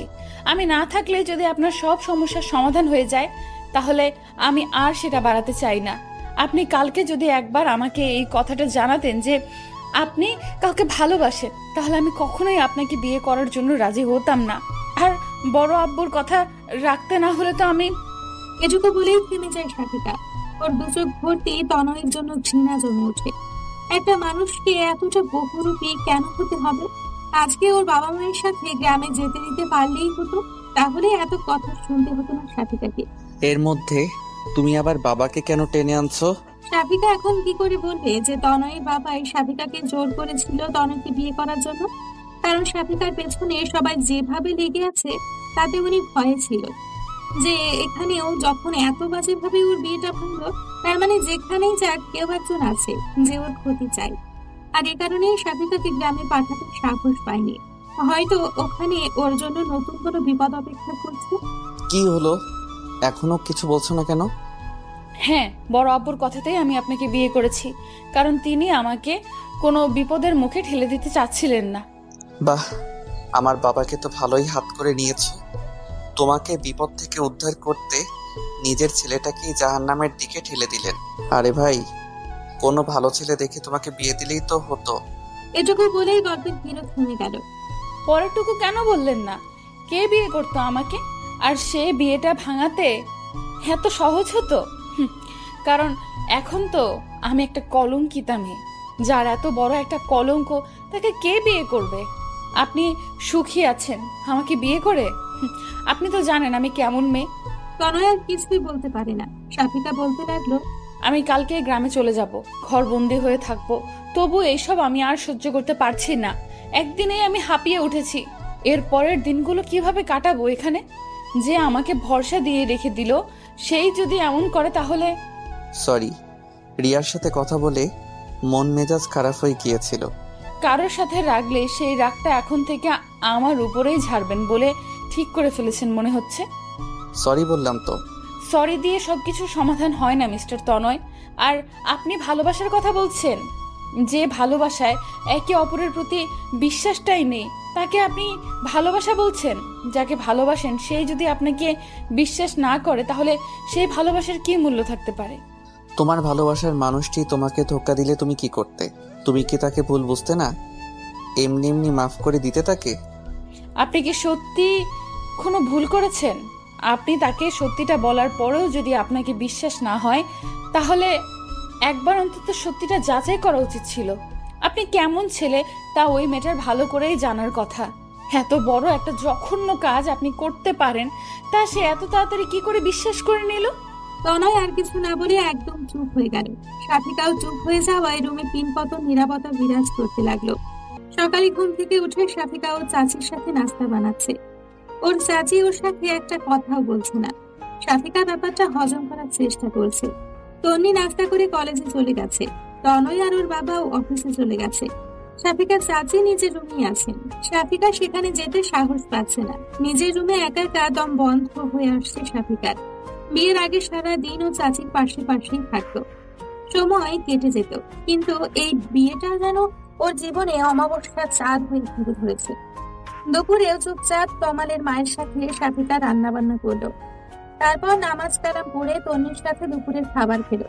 তন্নি দুপুরের দিকে কলেজ থেকে ফেরায় সাফিকা যেন দেহের প্রাণ ফিরে পেল। তন্নির সাথে কথা বলে সাফিকা নিজেকে একটু হালকা মনে হয়, ভালো লাগা কাজ করে। তনয় আজ সকালে ওর সাথে একটা কথাও বলেনি। ওর চাচা অবশ্যই ওর চাচিকে বারবার সাবধান করে দিয়ে গেছে যেন সাফিকার সাথে কোনো ঝামেলা না করে।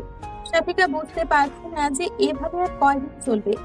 একদিনেই ও অতিষ্ঠ হয়ে উঠেছে। এভাবে চলতে থাকলে ও পুরোপুরি পাগল হয়ে যাবে। যে তনয় ফোন আর সিম দুইটা চেঞ্জ করেছে। নতুন সিম থেকে রিয়াকে আরো একবার কল করেছিল দেখা করে সবটা বলার জন্য, কিন্তু রিয়া ওর কোনো কথা না শুনে কল কেটে দিয়েছে। তনয়ের সাথে ও আর কোনো কথা বলতে চায় না, এটাই স্বাভাবিক।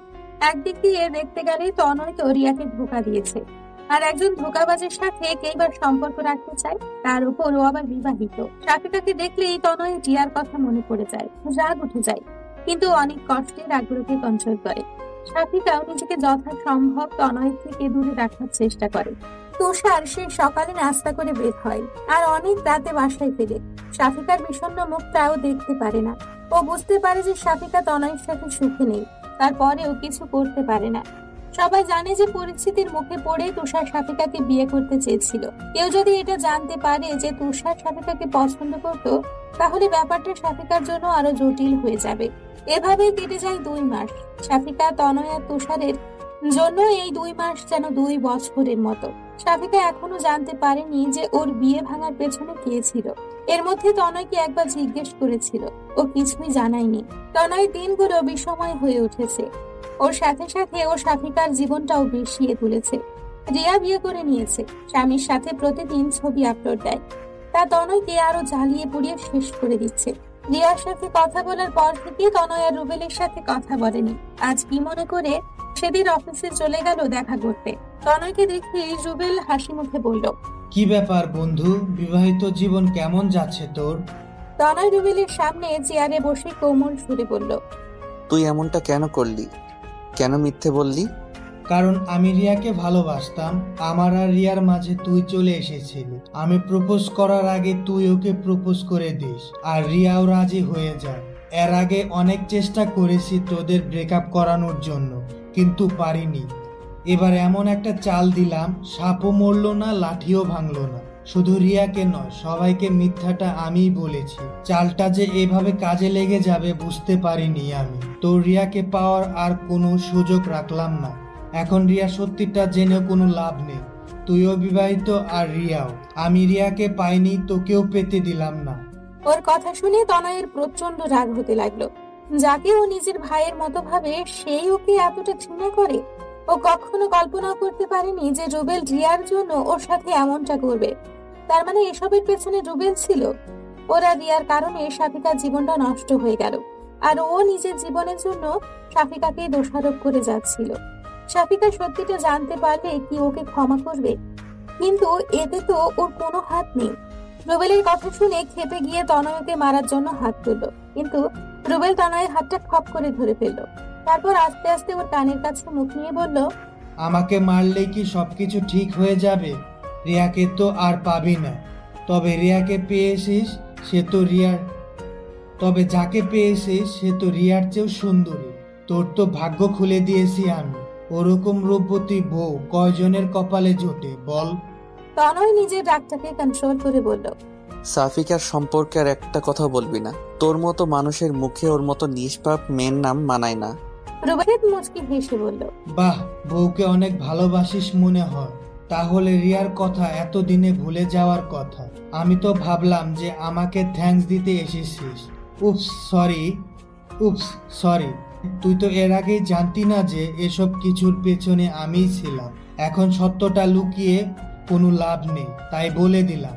আমার কি যে আনন্দ লাগছে বলে বোঝাতে পারবো না। তুই আমাকে কখনো বন্ধু ভাবিসনি, তাই না?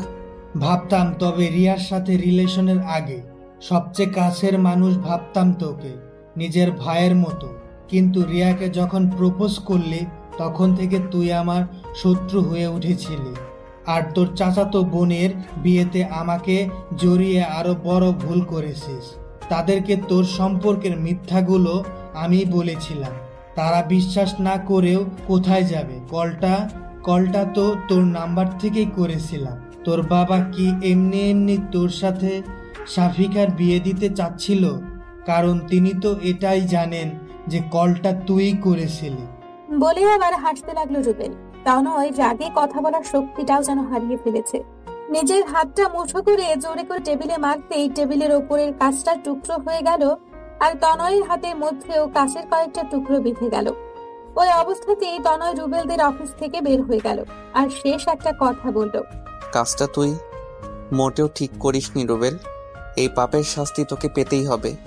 এতগুলো জীবন নষ্ট করে তুই কখনো সুখী হতে পারবি না। রুবেলের কথা শুনে তখনও হাসছে আর বলল, ভাঙা কাজটা না হয় আমি পাল্টে নেব, কিন্তু তোর জীবনটা তুই তো আর পাল্টাতে পারবি না। ওখান থেকে বের হয়েই তনয় হাতে ব্যান্ডেজ করে বাসায় চলে গেল। অফিস থেকে আজ দুপুরেই বের হয়েছিল, তাই আজ তাড়াতাড়ি বাসায় ফিরল। আর অফিসে যাওয়ার মুড ছিল না। শাফিকা খাওয়া দাওয়া শেষে একটু শুয়েছিল। টনি কোচিং এ গিয়েছে। তনয়ের মা নিজের রুমেই শুয়ে আছেন। তুষার বাসায় নেই। কলিং বেলের আওয়াজে ঘুম ভেঙে গেল শাফিকার। এই সময়টাতে সাধারণত কেউ আসে না। ঘুম চোখে শাফিকা দরজা খুলেই অবাক হয়ে গেল। তনয়ের ডান হাতে ব্যান্ডেজ দেখে আরো অবাক হয়ে গেল। শাফিকা দরজা বন্ধ করে অস্থির হয়ে বলল, হাতে কি হয়েছে? আর এত তাড়াতাড়ি ফিরলেন যে, কিছু হয়েছে?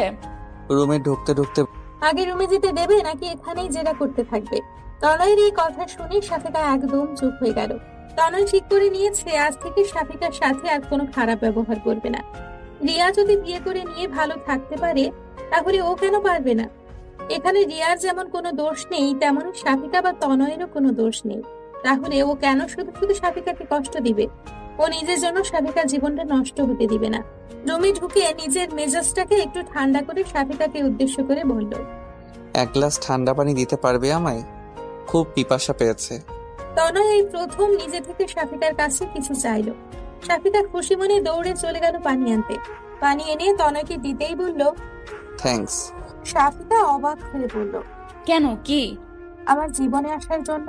তনয়ের এই কথাটা শুনে শাফিকা যেন নিজের কানকেও বিশ্বাস করতে পারছিল না। অবাকে চরম সীমায় পৌঁছে গেল ও।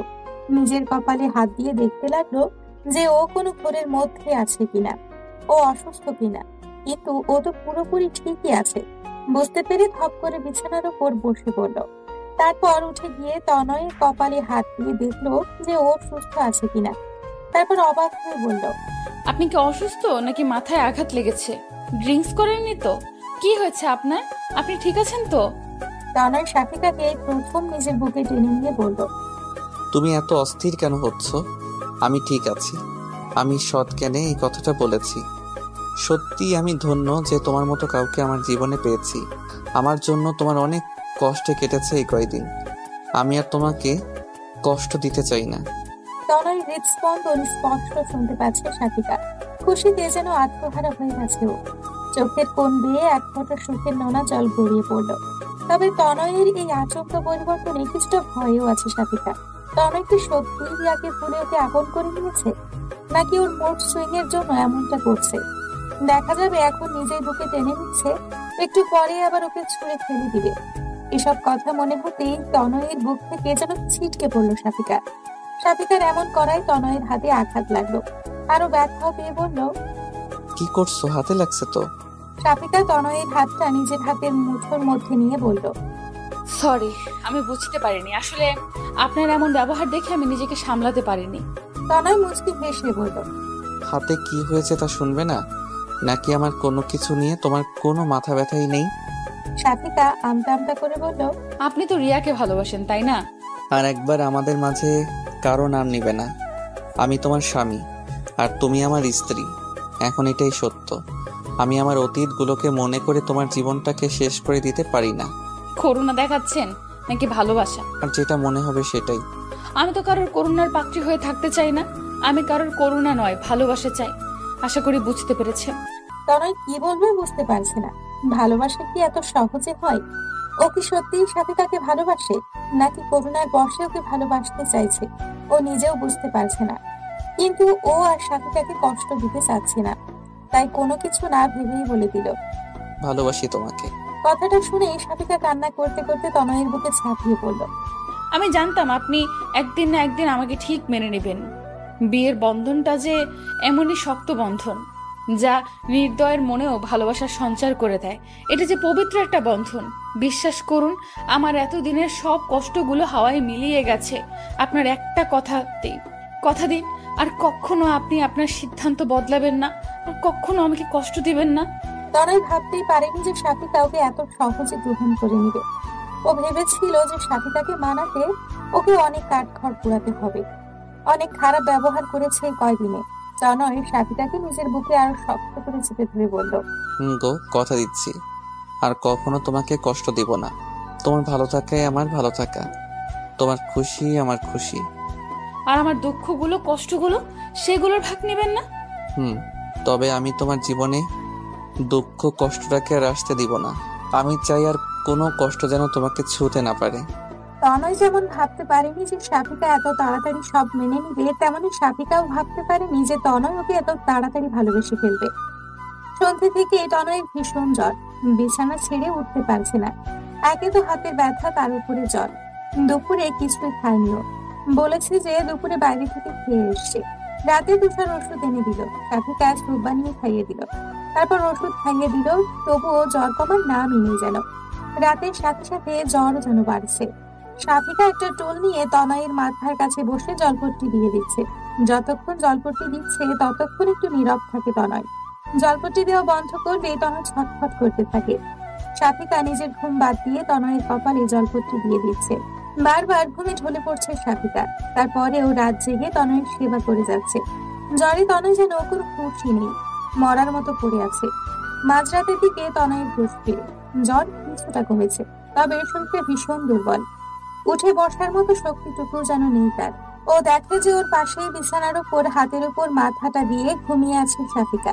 সাথিকার মুখটা আজ ভালো করে খেয়াল করে তনয়। কি যেন এক মায়ায় আচ্ছন্ন হয়ে আছে সাথিকার মুখটা, যা তনয়কে বারবার আকর্ষণ করছে। এতদিনে এই মায়ায় কেন পড়েনি তনয়? নাকি এতদিন সাথিকাকে কখনো ভালো করে দেখতেই মিশে? তনয় বিছানা থেকে নামতে গিয়ে আবার বিছানার উপর বসে পড়ে। শরীরটা যেন উঠতে সায় দিচ্ছে না। সাথিকাকে ডাকতে গিয়েও ডাকে না তনয়। পুরোপুরি হুঁশ না থাকলেও তনয় এটা বুঝতে পেরেছে যে সাথিকা নিজের ঘুম বাদ দিয়ে সারা রাত ওর সেবা করেছে। সাথিকার কপালের উপর পড়ে থাকা চুলগুলো সরাতেই তনয়ের হাতের স্পর্শ পেয়ে ঘুম ভেঙে যায় সাথিকার। সাথিকা এক লাফে টুল থেকে উঠে পড়ে। তারপর তনয়ের সামনে গিয়ে ওর কপালে হাত দিয়ে দেখে যে জ্বর অনেকটাই কমে গেছে। তনয় হেসে ফেলে, তারপর বলে, আমি ঠিক আছি। বিছানায় শোয়া বাদ দিয়ে তুমি টুলের উপরে কেন ঘুমাচ্ছিলে? সাথিকা তনয়ের কপাল থেকে হাত সরিয়ে নিয়ে বলতে থাকে, না মানে কখন ঘুমিয়ে পড়েছি বুঝতে পারিনি। আপনার এখন কেমন লাগছে? বিছানা থেকে উঠেছেন কেন? আমার এখন একটু ভালো লাগছে। বউয়ের সেবায় স্বামী সুস্থ না হয়ে পারে, আমি তো ভাবলাম যে ভয়ে তুমি আমার পাশে শোনি, আমার জ্বরটা যদি তোমারও হয়ে যায়। বলে আবার হাসতে থাকে তনয়। সাথিকা লাজুক একটা হাসি দিয়ে বলে, জ্বর? জ্বর কি ছোঁয়াচে রোগ নাকি যে আপনার পাশে থাকলে আমারও হয়ে যাবে? আর সেই ভয় থাকলে রাত জেগে কি আর আপনার সেবা করতাম নাকি? জ্বর হলে কি মানুষ মারা যায় নাকি? সামান্য জ্বরেই যদি তুমি এত সেবা যত্ন করো, তাহলে বড় কোনো অসুখ হলে তো আর সেবাই করতে চাইবে না। সব সেবা এখনই দিয়ে দিবে মনে হচ্ছে। আপনি এত রাতে বিছানা থেকে উঠেছেন কেন? দেখেছো, তোমার সাথে কথা বলতে গিয়ে বাথরুমে যাওয়ার কথাও ভুলে গেছি। এই সাহায্যটা আশা করি করবে। চলুন, আমি নিয়ে যাচ্ছি। বলে সাথিকা তনয়ের হাতটা ধরে বাথরুমের ভেতরে নিয়ে যায়। তারপর ও বের হয়ে আসে আর ভাবতে থাকে যে তনয় সত্যিই একা যেতে পারছিল না, নাকি ইচ্ছে করে ওকে নিয়ে যেতে বলল। তনয় বাথরুম থেকে বের হওয়ার পর শাফিকা আবার ওর হাত ধরে বিছানা পর্যন্ত নিয়ে আসে। তারপর বিছানায় শুয়ে তনয় পেটে হাত দিয়ে বলতে থাকে, জ্বর তো চলে গেছে, কিন্তু পেটের মধ্যে যে ইঁদুর ছুঁচোর মতো দৌড়াচ্ছে সেগুলো তাড়াতে পারলে আরো ভালো হতো, কিন্তু এত রাতে কাউকে বিরক্ত করতে চাচ্ছিলাম না। কথাটা বলে তনয় শাফিকার দিকে তাকায়। শাফিকা তনয়ের কথার মানে বুঝতে পেরে বলে, আপনি কিছুক্ষণ অপেক্ষা করুন, আমি আসছি। বলেই শাফিকা রুম থেকে বের হয়ে যায়। তনয় শাফিকাকে উদ্দেশ্য করে বলল, দেখো ফ্রিজে যা থাকে তাই নিয়ে আসো, এটা কিছু হলেই চলবে। শাফিকা ফ্রিজ খুলে দেখে যে ঠান্ডা ভাত আর তরকারি আছে, আর বাকি যা আছে সব ঠান্ডা। এত রাতে এগুলো গরম করার চাইতে গরম কিছু রান্না করাই ভালো। শাফিকা রান্নাঘরের দরজাটা বন্ধ করে দেয় যেন কারোর কোনো অসুবিধা না হয়। এত রাতে সবাই ঘুমোচ্ছে। তারপর নুডলস সিদ্ধ করে ফ্রিজ থেকে আগে থেকেই কেটে রাখা পেঁয়াজ মরিচ দিয়ে আর ডিম দিয়ে নুডলসটা রান্না করে তনয়ের জন্য নিয়ে যায়। শাফিকা রান্নাঘর থেকে বের হতেই দেখতে পায় যে তুষার ফ্রিজ থেকে ঠান্ডা পানি বের করে খাচ্ছে। দুজন দুজনকে দেখতে চমকে যায়। তারপর তুষার শাফিকার দিকে এগিয়ে গিয়ে বলে, এত রাতে তুমি রান্না করে কি করছো? হুম। শাফিকা আমতা আমতা করে বলল, আপনার ভাইয়ের ক্ষুধা পেয়েছে তাই, আসলে রাতেও কিছু খাইনি। এখন কি অবস্থা ভাইয়ার?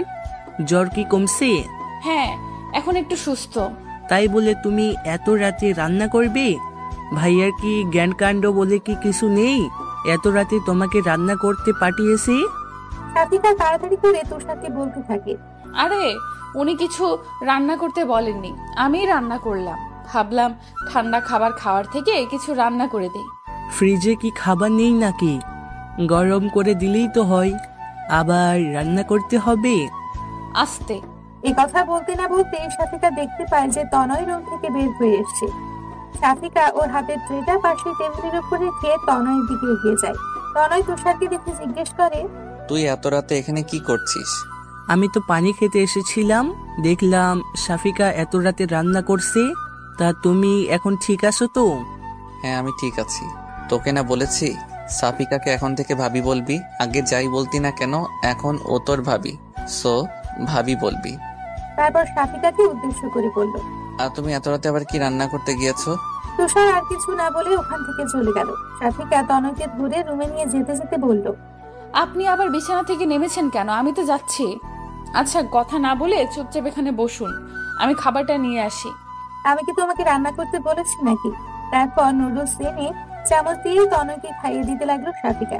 তনয় চামচটা শাফিকার মুখের দিকে দিয়ে বলল, আমি একাই খাবো নাকি? তুমিও খাও। এত কষ্ট করে রান্না করলে একটু টেস্ট করে দেখবে না? শাফিকা নিজের মুখ সরিয়ে নিয়ে তনয়কে বলল, আমি তো রাতে খেয়েছি, আপনি খান।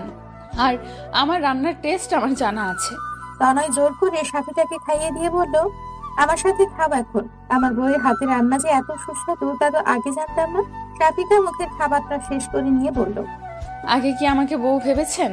আমাকে তো শুধুমাত্র একটা সমস্যা মনে করেছেন, আর সমস্যা মানেই তো বিরক্তিকর জিনিস। ওকে, নেক্সট টাইম আমার বউকে বউ হিসেবে দেখ, আর তার সব দিকেই খেয়াল রাখবো। এখন এটাই যে আমার দায়িত্ব। এতদিন তো কোন অন্ধকারে ডুবেছিলাম, আজ আলোর দিশা খুঁজে পেয়েছি। সেই আলোয় আমি আমাদের বাকি জীবনটা আলোকিত করে নিতে চাই।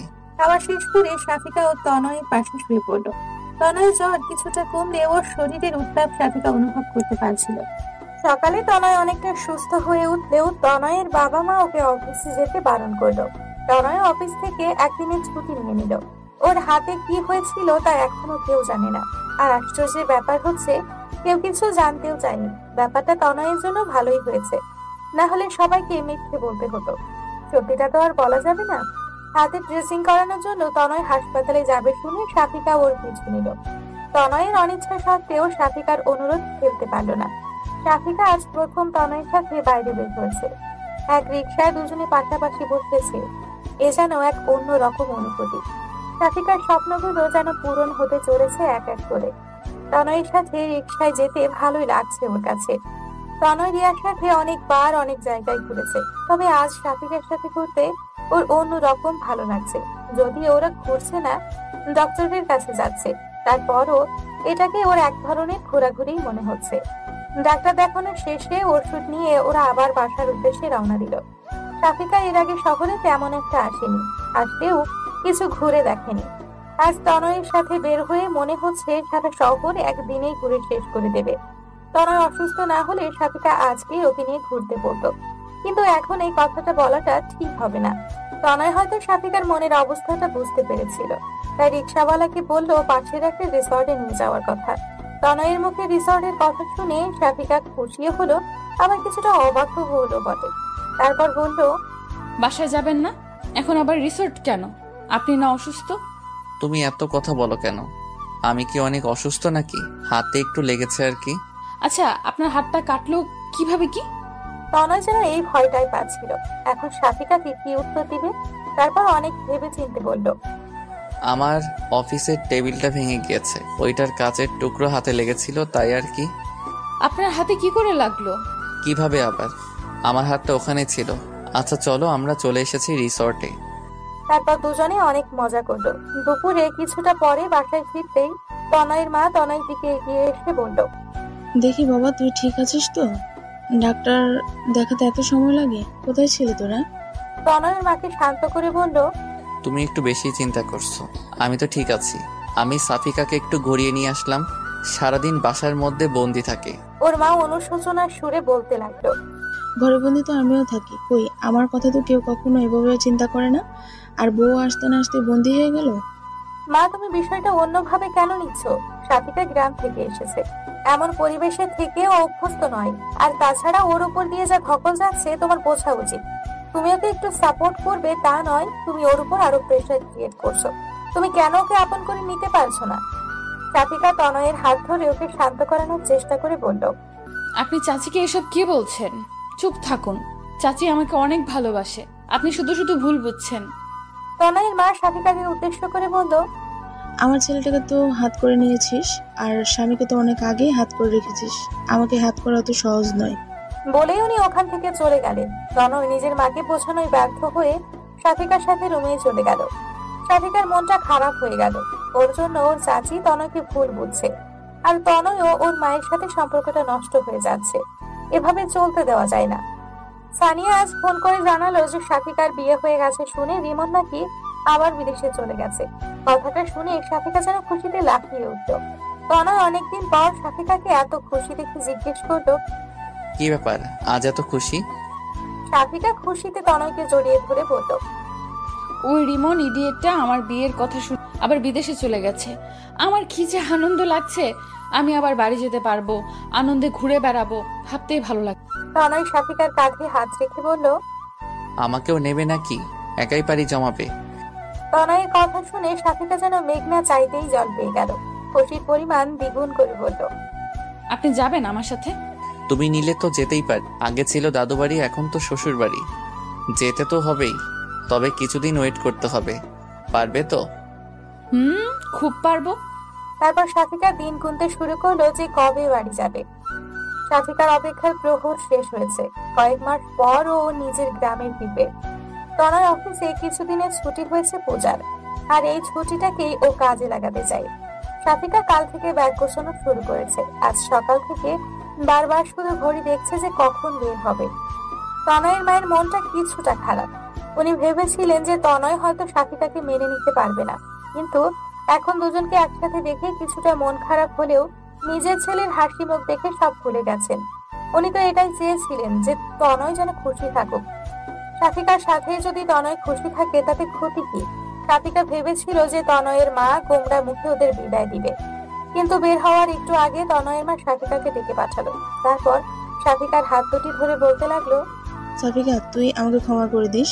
নিজের চাচি হয়ে তোকে অনেক কষ্ট দিয়েছি, কিন্তু তুই আমার কত খেয়াল রেখেছিস। আমার পরিবারের জন্য তোর মতো মেয়েই ঠিক। আমার সংসার পরিবার সব কি সুন্দর করে গুছিয়ে ফেলেছিস এই কদিনে। আমি আসলে তনয়ের বিষণ্ণতাকে মেনে নিতে পারছিলাম না। আমি ওর জন্যই তোকে দেখতে পারতাম না। আমি বুঝতে পারিনি যে একটা ভালো বউ হলে ভালোবাসা দিয়ে সবকিছু জয় করে নিতে পারে। এখন আমার তুষারের জন্য আমার লক্ষ্মী একটা মেয়ে পেলেই হবে। এটুকু বলতেই উনি কান্না করে দিলেন। সাফিকা ও শাশুড়ির হাতে হাত রেখে বলতে লাগলো, চাচি, আপনার জায়গায় অন্য কেউ হলে ও হয়তো একই কাজ করত। সব মায়েরাই চায় যে তাদের সন্তান সুখে থাকুক, আপনিও তাই চেয়েছিলেন। এতে দোষের কিছু নেই। আর আমি কষ্ট পেয়েছি ঠিক, তবে আপনি তো আমার উপর কোনো অত্যাচার করেননি। আর এই কয়দিনের জমিয়ে রাখা কথাগুলো না হয় আমরা সারা জীবন ধরে চালিয়ে যাব। এখনো চাচি মা বলবি না? আমার তো এখন দুইটা মেয়ে, তন্নি আর তুই। আর এই গয়নাগুলো রাখ, এগুলো বউয়ের জন্য গড়িয়ে রেখেছিলাম, এতদিন দিইনি, তবে আজ সময় এসেছে এগুলো তার প্রকৃত হকদারের কাছে পৌঁছানোর। সাথিকা ও শাশুড়ির হাত থেকে গয়নাগুলো নিতে নিতে বলল, এগুলোর কি দরকার ছিল? আপনাদের ভালোবাসাই আমার কাছে যথেষ্ট। একটা মেয়ের কাছে তার পরিবারের ভালোবাসার চাইতে বড় আর কি হতে পারে মা? সাথিকার মুখে মা ডাক শুনে উনি সাথিকাকে জড়িয়ে ধরে কান্না করতে থাকে। তারপর বলেন, আমার ছেলেটাকে ওখানে দেখে শুনে রাখিস মা, মায়ের মন বুঝিস তো। আপনারাও চলেন, অনেক দিন যান না, ভালো লাগবে সবাই একসাথে গেলে। তনয়ের মা মিষ্টি একটা হাসি দিয়ে বললেন, বিয়ের পর তনয় প্রথম শ্বশুরবাড়ি যাচ্ছে, সেখানে আমরা সবাই কি করে যাই, এবার তোরা ঘুরে আয়, এরপর আমরা সবাই একসাথে যাব। সাথিকা ভীষণ খুশি যে ওর চাচি আবার ওকে আগের মতো ভালোবাসা শুরু করে দিয়েছে। তনি এতক্ষণ দরজার কাছে দাঁড়িয়ে সবটাই শুনছিল। এবার এসে নিজের মায়ের গলা জড়িয়ে ধরে বলতে লাগলো, আমার মা দেখছি বৌমাকে পেয়ে নিজের মেয়েকেই এবার ভুলে যাবে। সাফিবা ভাবি, সরি ভাবি, তুমি তো দেখছি জাদু জানো, কয়দিনে আমাদের পরিবার রং পাল্টে দিয়েছো। তনয়ের মা নিজের মেয়ের নাক ধরে বলতে লাগলেন, ওর থেকে তোর শিখতে হবে কি করে সংসার করতে হয়। তনি নিজের নাক থেকে মায়ের হাত সরিয়ে দিয়ে বলল, মা, তোমার এই পিচ্চি মেয়েটাকে আগে বড় হতে দাও, তারপরে না হয় সংসার শিখিও। আর কত বড় হতে চাস? তুষারের জন্য একটা টুকটুকে বউ এনে তোর বিদায়ের ব্যবস্থা করব, তাহলেই আমি নিশ্চিন্ত। তারপর তনি সাথিকাকে উদ্দেশ্য করে বলল, ভাইয়া তোমাকে ডাকছে, কি যেন খুঁজে পাচ্ছে না। তারপর সাথিকা ওখান থেকে চলে গেল। সবার থেকে বিদায় নিয়ে সাথিকা আর তনয় বের হয়ে গেল। পুরো ট্রেনে সাথিকা তনয়ের কাঁধে মাথা রেখে ঘুমিয়েছে। তনয় এই কয়দিনে সাথিকাকে সত্যি অনেক ভালোবেসে ফেলেছে। আসলে সাথিকার মতো মেয়েকে ভালো না বেশি কোথায় যাবে। স্টেশনে পৌঁছানোর আগেই সাথিকার ঘুম ভেঙে গেল। স্টেশন থেকে নেমে ওরা একটা রিক্সা নিল। তারপর সাথিকাদের বাড়ির সামনে গিয়েই দেখতে পেল যে সানিয়া গেটের বাইরে ওদের জন্য অপেক্ষা করছে। সাথিকাকে দেখেই ছুটে এলো। সাথিকা ও রিক্সা থেকে নেমেই সানিয়াকে জড়িয়ে ধরলো। তনয় রিক্সা ভাড়া দেওয়া বাদ দিয়ে নীরব দর্শকের মতো দুই বোনকে দেখতে লাগলো। সানিয়া ওর মাকে জোরে জোরে ডাকতে লাগলো। ওর ডাক শুনে শুধু ওর মা নয়, আশেপাশের অনেকেই জমা হলো। এতদিন পর সাথিকাকে দেখে সবাই অনেক খুশি। তনয় কে যেন কারো চোখেই পড়ছে না। তনয় রিক্সা ভাড়া মিটিয়ে ব্যাগগুলো নিতে যাবে, তখন সাথিকার বাবা এসে একটা ছেলেকে ইশারা করতেই ব্যাগ নিয়ে বাড়ির ভেতরে চলে গেল। সাথিকার বাবা সবাইকে উদ্দেশ্য করে বলল, এই যে আমার সাপিকার বর, তোমরা তো পাগল হয়ে গিয়েছিলে ওকে দেখার জন্য, এবার দেখো। সাথিকার বাবার কথা শুনে সানিয়া আর সাথিকা সহ সবাই ওইদিকে তাকালো। সাথিকার পাশের বাড়ির এক চাচি বলে উঠলো, এ তো আমাদেরই ছেলে, একে আর নতুন করে দেখার কি আছে। তারপর আস্তে আস্তে সাথিকাদের বাড়ির সামনে থেকে ভিড় কমতে লাগলো। সাথিকা অনেকদিন পর নিজের রুম পেয়ে ভীষণ খুশি। ফ্রেশ হয়ে বিছানায় শুয়ে পড়লো। তনয় ফ্রেশ হয়ে বাথরুম থেকে বের হয়ে দেখে যে সাথিকা শুয়ে আছে। তনয় বিছানায় বসে বলল, নিজের বাড়ি এসে আমাকে দেখছি ভুলেই গেছো, আমার কথা কি মনে আছে? তনয়ের কথা শুনে সাথিকা বিছানা থেকে উঠে পড়ল। এতক্ষণ তনয়ের কথা ওর আসলেই মনে ছিল না। এবার তনয়ের দিকে তাকিয়ে বলল, আপনাকে কি করে ভুলতে পারি বলুন? এরকম জলজান্ত একজন মানুষ সামনে থাকতে তাকে ভুলে যাব? তনয় সাথিকার দিকে এগিয়ে যেতে যেতে বলল, আমার তো তাই মনে হচ্ছে।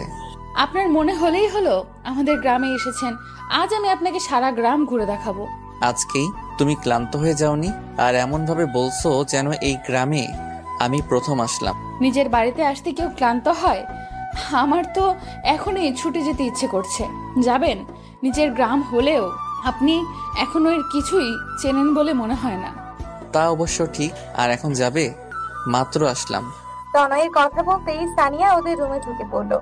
সাথিকা আর তনয় পাশাপাশি শুয়ে আছে দেখে সানিয়া মুখ ঘুরিয়ে নিয়ে বলল, সরি, আমি নক না করে এই রুমে ঢুকে পড়েছি, আসলে মা ডাকছে খাওয়ার জন্য। তনয়ের সাথিকা উঠে বসলো। তারপর তনয় বলল, মুখ ঘোরাতে হবে না, ভেতরে আসো, বসো। সানিয়া চলে যেতে যেতে বলল, এখন বসবো না, তাড়াতাড়ি আসুন, ক্ষুধার লাগেনি আপনাদের? খাওয়া দাওয়ার পর সাথিকা সানিয়ার সাথে গ্রাম দেখতে বেরিয়ে পড়লো। তনয় অনেক ক্লান্ত ছিল, তাই শুয়ে পড়লো। সন্ধে হয়ে গেছে, তবুও সাথিকাদের ফেরার নাম নেই। তাই তনয় ওদের খুঁজতে বেরিয়ে পড়লো। কিন্তু ও গ্রামের তেমন কিছুই চিনে না, কোথায় বা ওদের খুঁজবে। সানিয়া আর সাফিকা বাড়ি ফিরে আসলেও যে ওদের খুঁজতে বেরিয়েছে সেই তনয়ের আর খোঁজ নেই। ফোনটাও রেখে গিয়েছে। সন্ধে কেটে রাত হয়ে যাচ্ছে, তবুও তনয়ের ফেরার নাম নেই। সাফিকা ভীষণ চিন্তায় পড়ে গেল। এদিকে তনয়ের মা ফোন দিচ্ছে বারবার। সাফিকা কি বলবে বুঝতে পারছে না। সবাই চিন্তা করছে। সাফিকার বাবা লোক পাঠিয়েছে তনয়কে খোঁজার জন্য, নিজেও খুঁজতে বেরিয়েছে। রাত কিছুটা গভীর হয়ে গেছে। সাফিকার কান্নাগুলোকে চেপে রেখে তনয়ের ফেরার অপেক্ষায় আছে। এমন সময় সাফিকার বাবা তনয়কে নিয়ে আসলো। তনয়ের মাথায় কেউ একজন লাঠি দিয়ে আঘাত করেছে পেছন থেকে। সে একজন আর কেউ নয়, চেয়ারম্যানের ছেলে জীবন। তার মানে ও বিদেশে যায়নি। সবাইকে মিথ্যে বলেছিল যেন সাফিকা গ্রামে আসে।